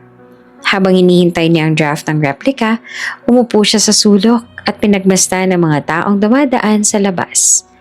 Sa isip niya, malinaw ang dahilan. Hindi ito para makapanloko lang. Hindi ito para gumante ng petty. Ito ay para kapag tinuloy nila ang transaksyon, ang ibebenta nila ay hindi kanya. At kapag tumanggap ang buyer ng item na may peking hallmark, may peking serial, may dokumentadong intent, may transaction, may ebidensya. Ma'am, tawag ng gumagawa makalipas ang 1 oras. Check mo. Lumapit siya sa mesa. Doon ang singsing. Sa unang tingin, pareho lang ang kulay. Malalim ang green. Maayos ang setting. May 18K stamp sa loob. Kahit hindi naman ito totoong 18K. Hinawakan niya, may bigat. Hindi eksakto, pero sapat para sa kamay na hindi sanay. Bracelet? Tanong niya. Inabot nito ang manipis na gold-plated bracelet. May ukit sa loob ng EMV. Parehong style pero bahagyang mas malinis ang linya. Kaya ba nilang makita ang difference? Tanong niya. Kung jeweler na may tools, oo. Sagot na lalaki. Kung quick deal sa mesa, hindi agad. Tumango siya. Kahon? Dagdag niya. Naglabas ang lalaki ng velvet box na halos kapareho ng sa kanya. Parehong kulay, parehong texture. Tinanggap niya ang set. Bago siya umalis, tinanong siya ng lalaki. Sigurado ka na dito? Diretsong tumingin. Mas sigurado ako dito, kesa sa taong pagbibigyan ko. Sa taxi pa uwi, hawak niya ang paper bag sa kandungan. Hindi siya kinakabahan, hindi rin siya excited. Parang just move lang. Pagdating sa bahay, tahimik ang sala. Nasa taas, sina Marco at ang binan niya. Dumiretso siya sa kwarto at sinara ang pinto. Inilabas niya ang original jewelry sa bag niya at inalapag sa kama. Sa tabi, inilabas ang replika. Magkatabi ang tunay at peke. Magkamukha sa malayo, magkaiba sa kwento. Ang isa may dugo at alaala. Ang isa ay may layunin. Maingat niyang pinalitan ang laman ng jewelry box. Replika ang nasa loob. Original ang bumalik na velvet pouch. Isinilid sa inner compartment ng travel bag na may lock. Pagkatapos, ininspeksyon niya ang kahon. Binuksan, isinara, inalog ng bahagya. Walang kakaibang tunog. Perfect. May kumatok. Boses ni Mia. Pwede bang hiramin ulit yung mirror mo? Sandali. Sagot naman niya. Mabilis niyang sinara ang drawer at nilapag ang jewelry box sa dating pwesto. Binuksan ang pinto. Ngumiti naman si Mia at naka-full makeup. May dinner kami, sabi nito. Important. Enjoy, sagot ni Emma. Habang naglalakad palayo si Mia, may napansin siyang detalye. Bagong necklace. May green stone din. Coincidence? Hindi na siya naniniwala sa coincidence. Nang gabing yun, bumaba si Marco sa sala at napatingin sa dresser.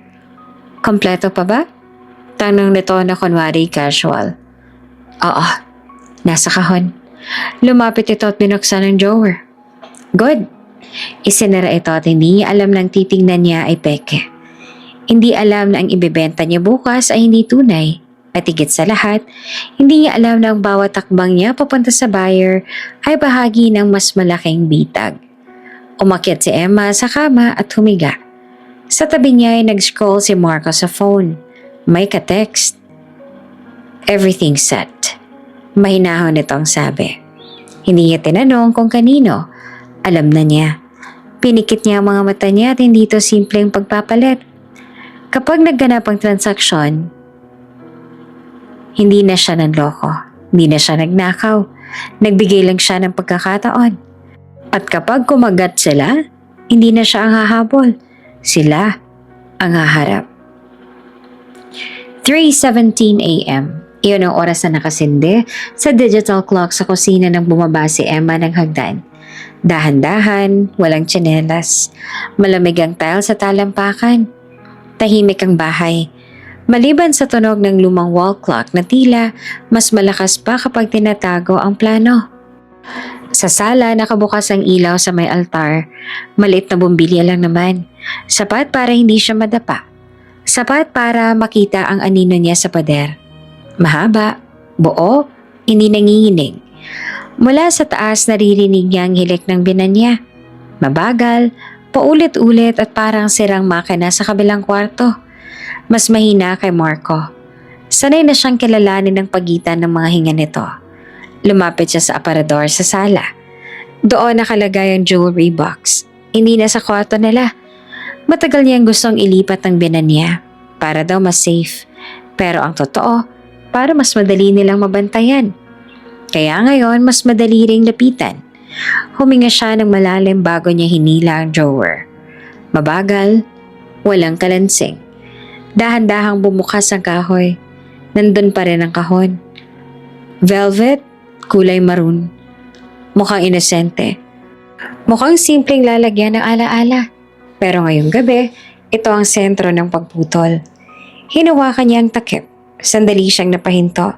Hindi dahil nag-aalinlangan, kundi dahil alam niyang pag binuksan nito, wala nang atrasan. Sa loob, ang set ay emerald ring, bracelet, hikaw. Tahimik na kumikislap kahit sa mahinang ilaw. Hindi sila galit, hindi sila galaw. Pero alam niyang bukas, kung hindi siya kikilos, mawawala sila. Maingat niya inilabas ang velvet pouch sa bulsa ng oversized cardigan niya. Nandoon ang original, nakalipat na kanina sa kwarto. Pero gusto niyang gawin muli ang palit. Dito mismo, para sigurado. Mula sa pouch, isa-isa niyang kinuha ang tunay. Tinapat niya sa ilaw ang singsing. Saglit siyang napangiti. Hindi ko kayo pababayaan. Bulong niya at halos hindi naman marinig. Inilagay niya ang tunay na set sa pouch. Pagkatapos, mula sa isa pang maliit na bag, inilabas niya ang replika. Magkamukha. Parehong kulay, parehong hugis. Pero ibang bigat sa palad. Ibang kwento. Maingat niyang nilapag ang peke sa loob ng kahon. Inayos ang pwesto ng bracelet para natural ang bagsak. Tinuwid ang hikaw. Inilagay pa ang singsing sa gitna, parang centerpiece. Isinara niya sandali ang takip saka muling binuksan. Tiningnan niya ang loob. Perpekto. Mula sa bulsa niya, naglabas siya ng manipis na silver pen. Fine tip, pang technical writing. Inangat niya ang tray ng kahon. Sa ilalim, sa sulok na hindi agad mapapansin, naglagay siya ng maliit na marka. Isang tuldok. Sa tabi ay isang guhit. Parang simpleng gasgas. Pero para sa kanya, malinaw ang ibig sabihin. Ito ang trap box. Kapag ito'y kinuha at dinala sa buyer, may patunay siya nito na ito ang kahong hinawakan nila. Na ito ang laman nung umalis sa bahay. Hindi siya mag-aakusa ng walang hawak. Ibinalik niya ang tray. Isinara ang kahon, muli niyang inilapag sa drawer. Isinara ang drawer ng dahan-dahan. Tumunog ang wall clock. Mula sa taas, may narinig siyang pagalaw. Napako siya sa kinatatayuan. Mayabag. Isang hakbang, dalawa, tumigil. Hawak niya ang hininga niya. Pagkatapos, tunog ng flush sa banyo. Mahina siyang napangiti. Hindi pa oras. Bumalik sa kusina at umupo sa silya. Kunwari umiinom ng tubig. Pagkalipas ng ilang minuto ay bumaba si Marco. Naka-shorts, half asleep. Gising ka pa? Tanong nito na paos ang boses. Nauhaw lang. Sagot niya na steady. Lumapit ito sa ref at kumuha ng tubig. Bukas aalis kami na mama ng maaga. May aasikasuhin lang. Tumingin siya rito. Alam ko. Napakunot si Marco. Ano? Wala? Sagot niya at saka uminom. Pinagmasdan siya nito sandali. Parang may gustong basahin sa mukha niya. Ngunit wala itong nakita. Dahil wala siyang binigay. Akyat na ako, sabi nito. Good night, sabi niya. Pag-akyat ni Marco, naghintay pa siya ng 5 minuto. Saka siya tumayo at umakyat din. Sa kwarto ay hinanap niya ang travel bag na may lock. Binuksan. Nandun ang tunay na mga alahas, nakabalot sa pouch, nakatago sa ilalim ng lumang dokumento. Hinawakan niya yan sandali. Hindi para magpaalam, kundi para magpaalala. Hindi ito paghihigante. Ito ay pagputol. Pagputol sa pagiging balag. Pagputol sa pagiging sunod-sunuran. Pagputol sa paniniwalang pag-ibig ang dahilan para tiisin ang lahat.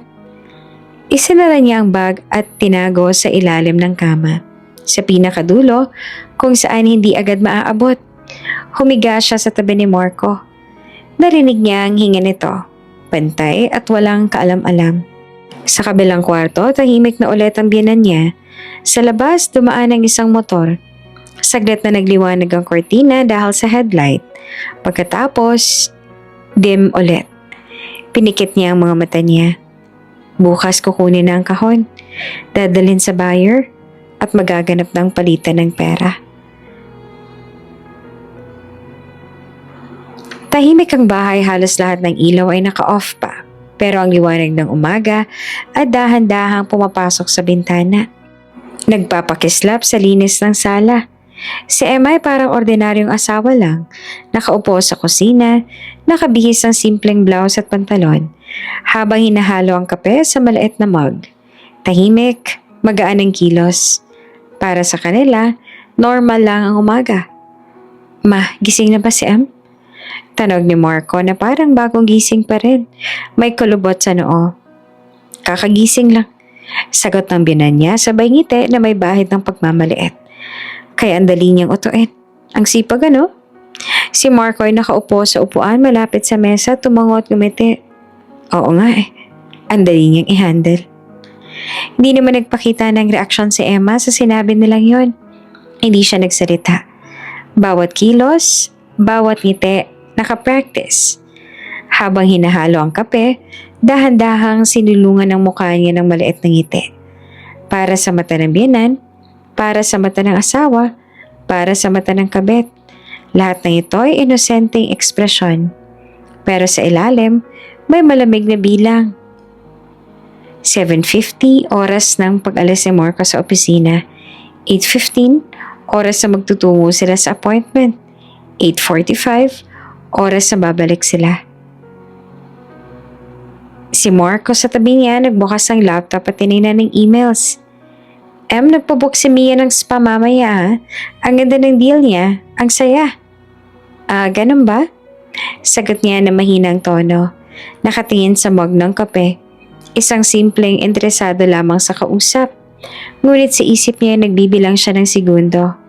Okay? Dumating si Mia sa kusina. Naka-oversized sweater. May bago at makintab na phone sa kamay. Uy, ang cute ng bag ko. Galing sa Paris. Sabay tawa at nagpaparinig. Grabe no? Deserve ko to. Wow. Sagot naman ni Emma at dahan-dahang pinisil ang mug. Pilit pinipigil ang malamig na ngiti na unti-unting bumabalot sa puso niya. Ang saya mo naman. Si Marco ay nakangiti rin. Tumango. Oo. Ang saya mo, Mia. Si Emma sa tabi ng mug nag-scroll ng simpleng newsfeed. Tila interesado sa world news. Ngunit bawat sandali iniisip niya. Kung ano man ang magaganap mamaya, transaction, palitan ng kahon, lahat ng ito ay bilang sa minuto. Bawat ilaw nila, bawat salita nila, may lugar sa plano niya. Ang galing mo pala sa paggawa ng pancakes, sabi ng biyenan niya. Sabay-sabay na pinisil ang kanyang buhok. Kunwari, may banayad na pagkatuwa. Hindi ka lang sunod-sunuran. Ang talino mo rin. Tumango si Emma at naglagay ng butter sa toast. Ngumiti ng pantay at magaan. Salamat po. Hindi na siya nagdagdag ng komento. Para sa kanila, ito ay pagpapahalaga. Para sa kanya, iyon ay marka lamang ng obserbasyon. Kahit ang kabit, ilang ulit na rin naglakad sa harap ng sala. Nagpaparinig ng luho. Hindi naman siya nagpapaapekto. Uy, si Marco. May bagong smartwatch pala siya. Ang daming features. Ba't di ko pa nakuha? Sabi nito na may halong biro at pahiyaw sa boses. Si Emma ay nakatingin sa kape. Dahan-dahan na pinisil ang mug at hindi siya nakipag-debate. Hindi siya nagpaliwanag. Ang bawat pangungusap ng kabit, bawat pagmumura ng biyanan, bawat pa-victim na hirit ng asawa, lahat ay iniimbak niya sa loob. Isang mapa ng galaw, isang timeline ng bawat kilos. May meeting ka mamaya, diba? Oo, meron. Back-to-back calls. Okay, walang iistorbo sa'yo. Bago sila umalis, dahan-dahan niyang pinilit manatiling ekspresyon na sunod-sunuran, ngunit sa isip niya ay inimbak ang bawat galaw nila. Ang bawat takbang, bawat galaw ng kamay, bawat salita, lahat magiging ebidensya sa sunod. Pagbukas si Marco ng drawer, kinuha niya ang jewelry box. Dahan-dahan na parang ceremonial. Wow, ang ganda pala nito. Sabi ni Mia at sabik na sabik at halatang may expectation sa bawat bitaw ng salita. Ang biyanan niya tumango. Oo nga eh. Ang dali mo ring i-claim, Marco. Sabi nito na parang proud na proud. Halatang panalo sa eksena. Siguradong makukuha na natin ang pera. Tumawa naman si Marco. Hawak ang kahon ng matatag. Oo, tama ka ma. Sa wakas, makukuha na rin natin ang deal. Si Emma ay tahimik lamang sa tabi. Inaayos ang kape sa tray, naglagay ng toast sa maliit na plato. Habang naglalakad sila palabas, nakikita ni Emma ang dynamics ng grupo. Si Marco, hawak ang box. Confident at may bahid ng excitement. Ang binaya naman ang may hawak ng notebook. Parang may checklist. Halatang mastermind plan sa gilikod ng mga galaw nila. Si Mia naman nakangiti lang. Halatang nanonood para sa sariling interes. Parang may reward na hinihintay. Excited na ako makita kung magkano. Sabik at mataas ang boses ni Mia. Shh! Pakiusap ng binan. Parang may alam sa mundo ang mga dalawa. Tahimik ka lang. Huwag ka masyadong mapahanga. Ngunit si Emma, tahimik lang. Hindi siya nag-interfere. Hindi niya pigilan ng galaw niya. Sa isip niya, kailangan nilang ipakita ang kanilang kasakiman at plano para malinawan ang bitag na nakahanda. Sa labas ay binuksan ni Marco ang trunk ng kotse. Inilagay ang box ng dahan-dahan. Halatang cautious. Biyanan niya nakatayo sa tabi. Sinisigurado na walang makakakita sa galaw nila. Si Mia naman nakatayo sa passenger side. Tinitignan ang box. Halatang excited sa reward na inaabangan. Si Emma ay nakatayo naman sa likod. Hawak ang thermos ng kape. Nakatingin sa bawat galaw nila. Nakita niya kung sinong humawak ng kahon, sinong nag-uutos, sinong nag-encourage. Lahat ay malinaw sa kanya. Nakadocument sa memorya at sa camera feed na nakatago sa living room. Habang nagmamaneho si Marco papunta sa jewelry buyer, si Mia naman ay hindi mapakali. Saya-saya. Halatang excited. Relax ka lang, makukuha rin natin ang pera. Basta sundin mo lang ang plano. Sabi pa ng biyanan. Ngunit si Emma sa tabi nagbibilang ng bawat minuto. Alam niya na bawat galaw nila sa kotse, bawat ekspresyon at kasakiman ay magpapatunay ng kanilang koordinadong krimen. Pagdating nila sa entrance ng ungpin, tumigil si Marco. Dahan-dahang nilabas ang box. Biyanan niya, hawak ang notebook. Tinitingnan ang paligid. Parang may observer role. Si Mia naman nakangiti, handang sumabay sa bawat galaw. Si Emma, off-screen, nakapwesto sa isang coffee shop across the street. Kasama ang kaibigan na abogado ni Attorney Reyes. Nakita niya lahat. Ang tensyon, excitement, at kasakiman. At nakahanda sa susunod na hakbang. Dokumentado, captured, ready para sa legal action. Ready na? Tanong ni Marco sa mga kasama. Oo, sagot ni Emma sa isip lang. Hindi ko sila pipigilan. Kailangan nilang matapos ang krimen.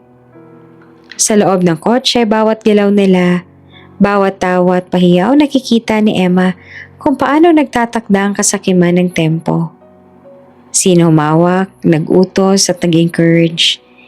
Hindi niya kailangan pang magwakas ang aksyon ngayon. Basta ang kanilang galaw ay magpapatunay sa kanya sa tamang oras. Ang trap ay live. Ang kasakiman ay nagpa-practice ng mag-isa. Ang hustisya ay malapit nang bumuo sa sarili nitong galaw. Si Emma nakatingin sa ilalim ng ngiti. Pantay, sunod-sunuran, ordinaryong umaga sa mata ng iba. Ngunit sa ilalim ng maskara, alam niya bukas, bawat galaw nila sa jewelry buyer ay magiging patunay sa pagkakasala nila. Tahimik ang maliit na jewelry shop sa Ongpin. Halos walang tao maliban sa mismong counter at sa kanila. Ang ilaw na neon sign sa labas ay napaka-pinkish na glow sa bintana. Nagbibigay ng malamig na ambience sa loob. Pumasok sina Marco at binan niya. Hawak ang peking jewelry box. Kasama si Mia na parang may karapatang sumabay sa bawat galaw. Nakatingin sa paligid na parang may paparating na paparazzi. Morning po, bati ni Marco. Nakangiti sa cashier na si Sir Chua. May hawak na tray para sa appraisal. Morning, anong ipapa-appraise niyo? Tanong nito at tinignan ng kahon. Set lang po. Sagot ni Marco, sabay hawak ng matatag. Appraisal cash transaction? Si Mia ay nakasmile at nakatayo sa tabi. Excited na ako makita kung magkano. Sabi nito. Halatang nai-imagine ang lahat sa wallet niya. Habang hawak ni Marco ang kahon, dahan-dahan nitong binuksan sa harap ng jeweler. Kumikislap sa ilaw ng peke. Halos eksaktong kapareho ng original. Maganda, sabi ni Sir Chua. Okay, para sa appraisal, i-record natin sa system at CCTV. Sure po, sagot naman ni Marco. Nakangiti na parang ordinaryong transaksyon lang. Dito nakapwesto sa labas si Emma. Hindi halata. Nakaupo sa isang maliit na cafe table. Hawak ang thermos ng kape. Nakatingin sa shop sa pamamagitan ng isang glass window sa tabi niya ang kaibigan na abogado ni Attorney Reyes.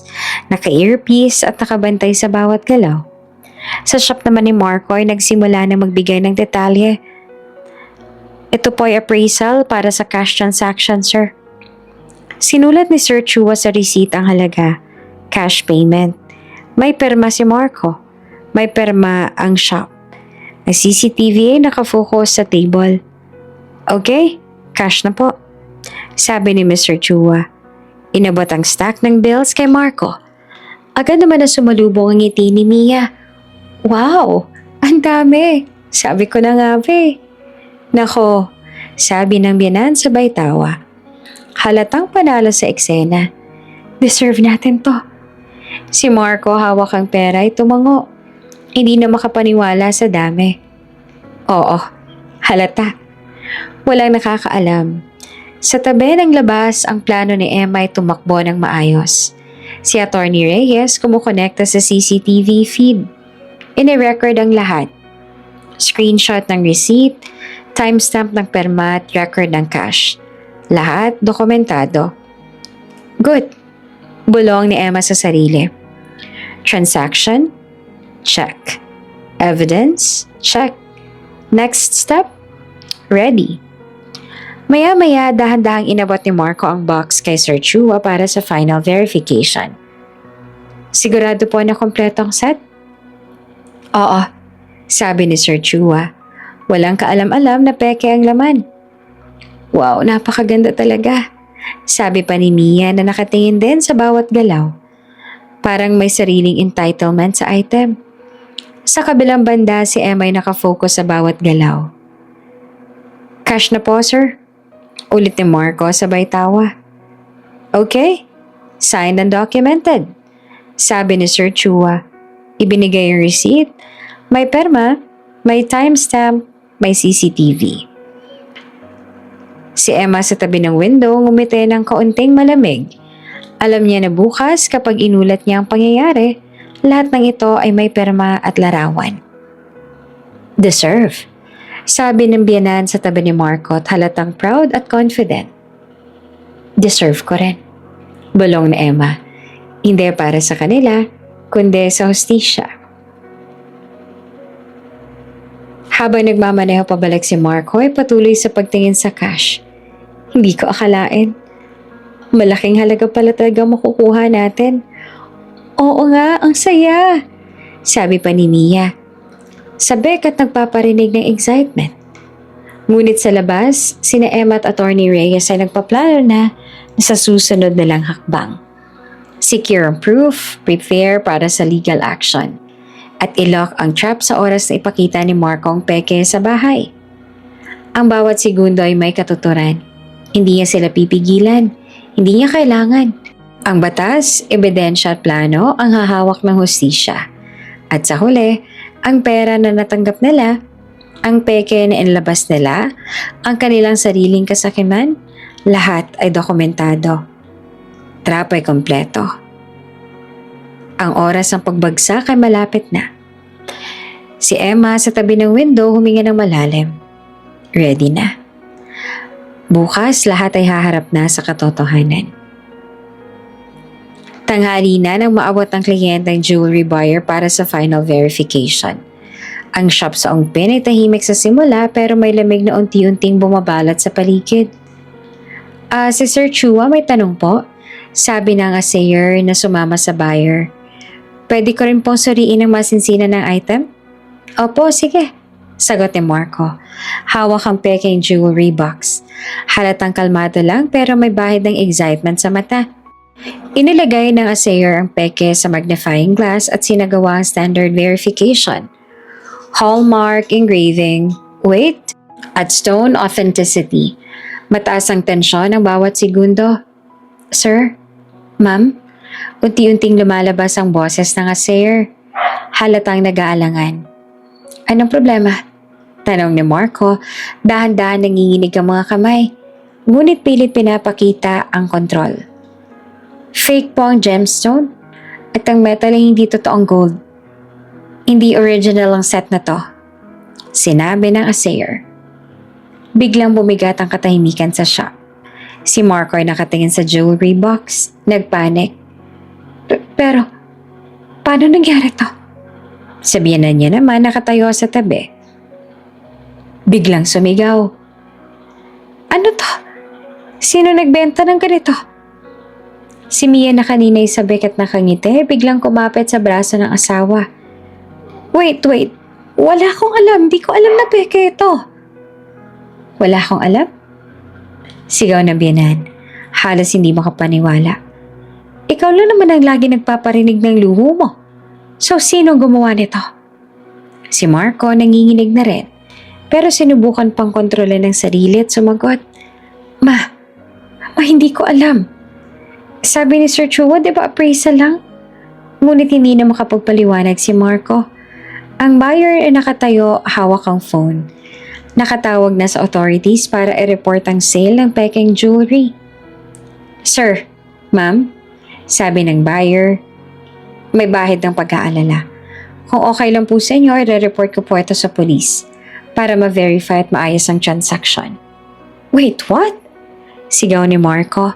Ay, hindi po ako peke. Ma, anong gagawin natin? Sabi ni Mia at halatang nagpapanik na at natatakot. Ang biyanan niya halos sumigaw sa harap ng counter. Anong nangyari sa set? Bakit peke ito? Sinong responsable dito? Si Marco napalingon sa kabit at ina.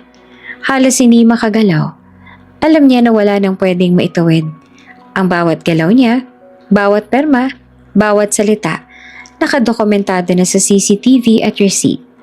Sa tabi ng counter, ang assayer ay tahimik lang, tinitingnan ng peke. Gusto ko lang pong i-clarify. Wala po kayong sinasabi sa amin. Ito po ay reportable offense. Tumayo si Bianan. Napakagat sa labi. Hindi ko maintindihan. Paano bang nangyayari ang lahat ng to sa buhay ko? Hindi to pwede. Hindi. Si Mia ay humakbang naman paatras. Halos maiyak na rin. Wala akong alam. Sabi ko deserve ko lang to pero hindi ko naman alam na peke palang alahas ng asawa mo. Ngunit walang nakikinig. Ang buyer ay nakatayo. Hawak ang phone. Nakapwesto ang CCTV. May receipt, may perma, may ebidensya. Si Marco ay nakatingin sa kahon. Parang biglang naglaho ang lahat ng kontrol sa kanya. Emma, bulong niya na parang naiisip ang posibilidad. Ngunit wala siya sa eksena. Si Emma ay nakapwesto sa labas, tahimik at may kausap sa earpiece. Ang abogado niya nakahanda sa susunod na hakbang. Sir, ma'am, kailangan nating maayos to sa legal. Sabi ng buyer. Pwede po ba i-seize muna natin ang item para sa verification? Pwede, sagot ni Marco na nanginginig. Hindi ko sila pipigilan. Bulong ni Emma sa sarili. Off-screen. Kailangan nilang matapos ang krimen. Sa loob ng shop, habang inaangat ang buyer ang box, si Marco ay lumingon sa biyanan. Ma, anong gagawin natin? Di ko alam. Sigaw naman ang biyanan. Di ko kaya mapahiya ng ganito. Si Mia ay halos mapaiyak. Sumigaw na rin. Hindi ko alam. Bakit pa ba ako sumama-sama sa inyo? At sa labas ng shop, tahimik lamang si Emma. Nakaupo, hawak ang thermos ng kape. Nakatingin sa CCTV feed ng shop. Nakita niya ang bawat galaw, bawat ekspresyon ng kanilang takot, galit at panic. Sa isip niya malinaw ang lahat. Sino umawak ng box, sino nag-utos. Lahat ay documented. Si Emma naman nakangiti ng kaunti at malamig. Ito ang trigger, bulong niya. Ngayon, sisimulan na ang pagbagsak nila. Sa loob ng jewelry shop, ang kahon ay nasa counter. Ang peke ay revealed. Ang pera ay natanggap na, ngunit walang nakakaalam na ang tunay na alahas ay nakatago sa safe sa lugar ni Emma. Si Marco ay nagpanik, si Bianan ay nagwala, at si Mia ay nagkaproblema sa sariling mukha ng kawalan ng kaalaman. Sir, ma'am, tawag muli ng buyer. Ito pong kailangang i-report. Pwede po ba namin i-process sa authorities? Si Marco ay nanginginig ang boses, tumango. Si Bianan sumigaw sa galit. Si Mia natigilan. At sa tabi ng shop, si Emma nakaupo, nakatingin sa bawat detalye sa screen. May kausap si earpiece. All set, evidence captured. Susunod na hakbang. Ang trigger ay tumama. Ang bitag ay nakaset. Ang hustisya ay malapit nang dumating. Sa labas, tahimik ang kalsada.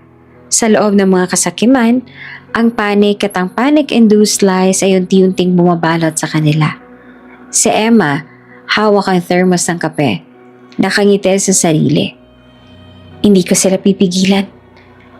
Pagbukas ni Marco ng pinto, si Emma ay dahan-dahang lumakad papunta sa kanila. Hawak ang hard case sa laptop. Sa bawat galaw niya ay kalmado, measured. Ano to? Sigaw ni Marco at nanginginig pa rin. Hawak ang wallet na puno ng cash. Bakit? Sigaw naman ang biyanan. Halos hindi naman makapaniwala. Peke? Peke ang alahas mo? Si Mia ay biglang tumigil sa paglalakad. Nakatingin kay Emma. Halatang hindi makapaniwala. Wait.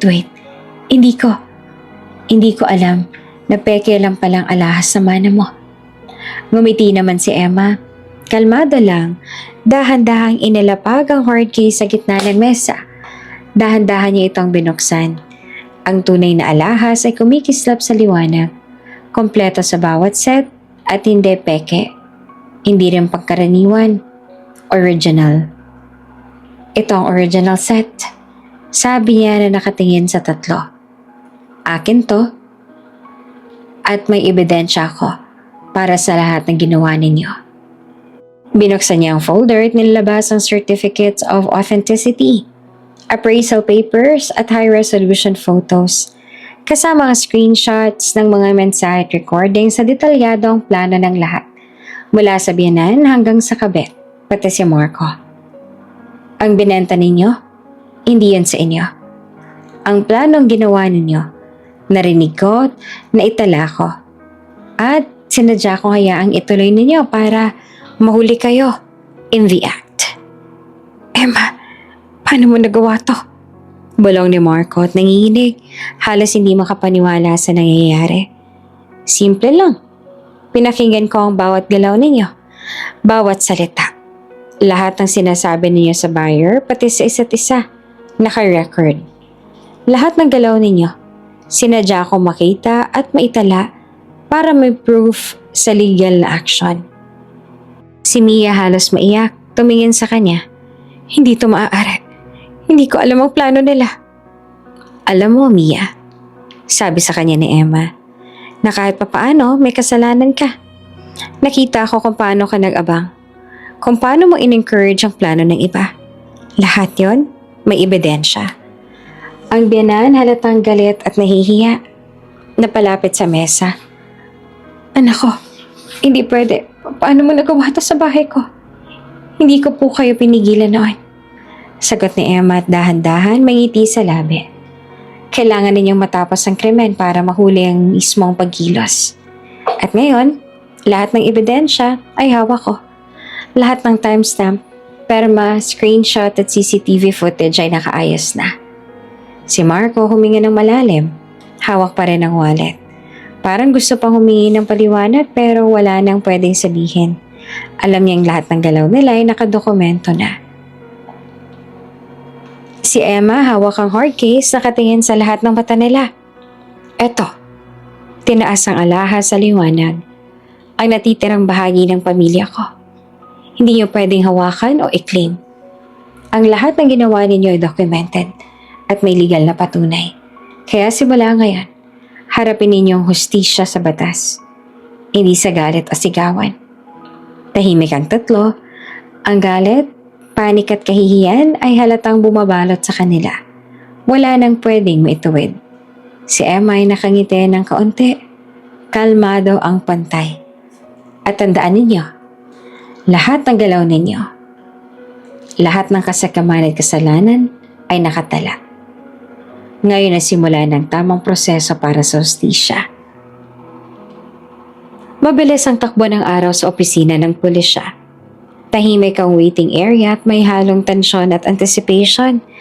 Si Emma, kalmado, nakaupo sa gilid, hawak ang folder na puno ng certificates. Pumasok naman si Inspector Ramil. May hawak na clipboard at mga documents. Tumayo siya sa harap ng tatlo. Si Marco, ang biyanan at si Mia. Marco Valle, Carmen Valle, at Mia Vega. Panimula ni Inspector Ramil na seryoso ang tono. Dahil sa ebidensyang ipinasok sa amin, kayo ay nirereklamo sa mga sumusunod. Estafa at pagbebenta ng counterfeit goods, attempted theft sa ari-arian na hindi inyo, at conspiracy para sa parehong krimen. Si Marco ay nanginig, hawak ang wallet na dati niyang pinagmamalaki. Halos hindi na siya makapaniwala ngayon. Inspector, hindi ko po sinasadya. Ngunit si Emma ay nakatayo sa tabi, tahimik lang at kalmado. Ang batas nang sumisigaw para sa kanya. Meron ho tayong recorded evidence.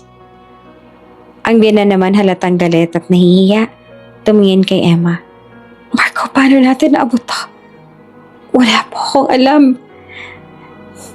akong alam. Sigaw ni Mia. Subalit napatingin sa mga screenshots na hawak ng otoridad. Ang mga mensahe na pinapakita sa kanya ay malinaw. Nagpapakita ng involvement niya sa planong binentang jewelry box, kahit indirect. Mia Vega, sabi ni Inspector Ramil nakatingin sa kanya. Ang mensahe at voice recording na ito ay parte ng investigasyon. Kayo ay maaaring madamay sa kaso bilang accessory o conspiracy partner. Huwag nang mag-attempt na umalis. Si Mia naman napalunok, halos mawala ng lakas. Alam niya na kahit gusto niyang makatakas, may ebidensya na laban sa kanya. Marco Valle, Carmen Valle, inaatasan kayong sumunod sa amin para sa formal arrest. Agad na sinakay si Marco at biyanan sa patrol car. Ang kanilang galit at panik ay halatang kumakalat sa paligid. Ngunit si Emma, hindi nakikinig sa dama. Tahimik lang siya, kalmado, habang nakatingin sa bawat galaw ng otoridad. Walang sigawan, walang eksena. Bulong niya sa sarili. Ang batas ang sumisigaw para sa kanya. Sa labas, si Mia ay naiwan sa lobby at nakaupo sa bench. Walang magawa kundi harapin ang realidad. Bulong ni Inspector Ramil. Mahalaga ang kontribusyon mo sa investigasyon. Salamat sa maayos at dokumentasyon at coordination. Ngumiti lamang si Emma. Ang ebidensya at batas ang gagawa ng trabaho. Hindi ko kailangang manigaw magdemanda ng galit. Habang sinasakay ang tatlo sa patrol car, huminga ng malalim si Emma. Panatag na siya na sa wakas, matapos ang buwan na pagmamasid, paghahanda, at tahimik na plano, nakita niyang hustisya na nagsisimulang kumilos. Ang asawa at biyenan, mga taong dati panalo sa kanilang kasakiman at peke, ngayon ay nakatapat na sa legal consequences ng kanilang ginawa. Ang kabit nasa gilid, may alam na kailangan niyang harapin din ang posibleng investigasyon. Si Emma, kalmado at kontrolado, lumakad palabas ang station. Hawak ang folder at alam niya na ang lahat ng plano at trap ay nagtagumpay. Sa labas ng police station, ang araw ay sumikat ng maliwanag. Tahimik ang kalsada pero sa puso ni Emma, alam niya at ang hustisya ay nananalo. Tahimik na lang ang bahay nang bumalik ang tatlo mula sa police station. Ang bigat ng posa sa kanilang mga kamay ay parang simbolo ng kabigatan ng kanilang pagkakasala. Emma, patawad. Hindi ko sinasadya. Bulong ni Marco at halos lumuluha. Ngunit sa parehong sandali, ang lumang instincts niya ay bumangon. Tumayo siya at napailing at sinisi si Mia. Ikaw, Mia. Lahat ng toy sa'yo rin. Kung hindi ka sana nandyan, hindi dapat mangyayari to. Si Mia na unang nakangiti at confident sa kanilang plano ay biglang napalunok. Ano? Ako? Hindi ko nga alam ang plano niyo, Marco. Wala akong alam na kayong nagsabi. Sabi niya at halatang nandilibang at sinusubukang lumayo sa sitwasyon. Hindi ka pwedeng tumakbo. Sabi ni Emma na tahimik pero matalim ang tingin. Ang lahat ng galaw ninyo, bawat salita, bawat plano, nakarecord. Hindi mo pwedeng ipakita na walang kinalaman ka. Sabihan naman na si Carmen ay napapalapit na kay Emma. Nagbabalik sa kanyang drama. Anak ko, wala kang utang na loob. Alam mo bang bilang matanda, dapat kang gumalang? At ikaw pinagtulungan mo kami. Walang hiya ka. Ngunit kahit gamit niya ang matanda card, halatang nawawala rin ng kontrol sa sitwasyon. Matanda man o hindi, ang ginawa natin ay mali. Sigaw ni Marco. Si Mia, unang tumakbo. Napatigil lamang dahil sa hawak ni Emma ang folder ng ebidensya. Hindi ka tatakbo. Subalit halata ang takot sa mga mata. Hindi ko gusto madamay. Si Emma nakatayo sa gitna, hawak ang folder at ang original jewelry hard case. Walang galit, walang sigawan. Si Emma hawak ang hard case at folder, ngumiti ng bahagya. Sa wakas, matapos ang lahat ng pagmamasid, plano at tahimik na paghihintay, nakita ang hostisya na nagtagumpay ng walang sigawan sa pamamagitan lang ng ebidensya at batas. Tahimik ang umaga. Ibang tunog ng bahay kapag wala ng sigawan. Wala ng bulungan sa likod ng pinto. Wala nang nagpapanggap na pagmamahal. Nasa harap ng bintana si Emma. Hawak ang maliit na leather hard case. Dahan-dahan niya itong binuksan. Kumista pang alahas sa sinag ng araw. Malinis, buo, ligtas. Ito ang natitirang bahagi ng pamilya ko. Bulong niya at kahit may bigat, may dignidad rin. Naibalik niya ang kontrol. Ang alahas ay nasa kanya. Lahat ng patunay nakapangalan sa kanya. Ang bahay, ang pera ay nakaayos na sa legal protection. Ang pangalan niya, hindi nakalakip ng kahihiyan. Hindi siya nasira, hindi siya nabura, hindi siya nauto. Sa dining table nakalatag ang ilang dokumento. Petition for legal separation, consultation notes for annulment, draft ng restraining order. Hindi niya minadali, hindi rin siya nagdalawang isip. Hindi na ito tungkol sa paghihigante. Ito ay tungkol na sa hangganan. May kumatok sa gate, courier. Tinanggap niya ang sobre. Galing sa abogado niya. Confirmed na isampa na ang kaso. Sa kabilang panig naman ng lungsod, balita niya si Marco ay pansamantalang nakalaya habang iniimbestigahan pa ang kaso.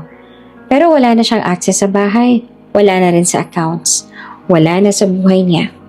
Ang biyanan niya ay galit pa rin naman daw. Panay ang drama sa kamag-anak. Wala siyang utang na loob. At ang kabit, panay post ng mga cryptic ghosts about toxic people, about betrayal. Napailing na lamang si Emma. Tama nga, kapag nawala ang pera, nawawala rin ang pagmamahal nilang lahat. Lumakad siya papunta sa salamin, pinagmasdan ng sarili. Hindi na siya yung babaeng nanginginig sa likod ng pinto habang pinaplano ang pagbenta ng alaala ng kanyang pamilya. Hindi na siya yung tahimik na tinatapakan. May bago na sa tindig niya. Mas tuwid ang balikat. Mas steady ang tingin. Mas malinaw ang hangganan. Kinuha niya isang kwintas mula sa set. Simple pero elegante. Isanuot niya ito. Hindi para ipagmayabang, hindi rin para ipakita sa iba, kundi para ipaalala sa sarili na hindi lahat ng minana ay dapat itago sa kahon. Tumunog ang phone message mula sa abogado. Stay calm. Let the process work. You did everything right. Ngumiti siya at hindi nagmadali. Hindi siya nagalit ng padalos-dalos. Hindi siya gumante ng marumi. Nagplano siya at nagtipo ng ebidensya. At hinayaan ng batas na gumawa ng trabaho. Sa bakuran may maliit na parte na matagal niya nang gustong ayusin. Dati, hindi niya magawa. Lagi siyang may iniintindi, may iniiwasan, may pinapakasamahan. Ngunit ngayon, wala na. Lumabas siya dala ang gardening gloves. Humukay ng lupa, nagtanim ng maliit na halaman. Habang tinatabunan niya ng lupa ang ugat, napatingin siya sa irony. Ang hukay, lupa, pagbagsak. Hindi niya sila sinira, hindi niya sila tinakpan, hindi niya sila nilabanan sa paraan nilang marumi. Humakbang siya palayo sa apoy, naglatag ng patunay at hinayaan silang madula sa sariling bitag. Pinagpag niyang kamay, tumayo at tiningnan ng maliit na tanim. May mga bagay na kailangang mawala muna para may tumubo. May mga taong kailangang umalis muna para bumalik ka sa sarili mo. Bumalik siya sa loob ng bahay, tahimik, malinis, walang tensyon. Sa gitna ng sala, tumigil siya sandali. Isang malalim na hinga at isang malinaw na isip. Isang buong puso at doon niya tuluyang tinanggap ang katotohanan na hindi lahat ng pamilya ay proteksyon. Minsan, sila ay panganib. Pero kapag malinaw ang isip at matatag ang loob, kahit sariling dugo pa ang kalaban, kaya mong tumayo, kaya mong manalo. Hindi sa sigaw, hindi sa drama, hindi sa paghihigante, kundi sa tamang paghahanda. Sa dulo ng lahat, mahina ang boses niya pero malinaw ang mensahe. Hindi ko sila tinapakan. Hinayaan ko lang silang mahulog sa hukay na sila na ang nagukay. Kayo, anong gagawin ninyo kung minana nyo ang isang bagay na ninakaw ng sarili nyong pamilya? Bago ka pa lang sa channel neto, ibang kwento ni Ate Jane, istorya mo, ikwento ko. Huwag kalimutang pindutin ang notification bell at subscribe button.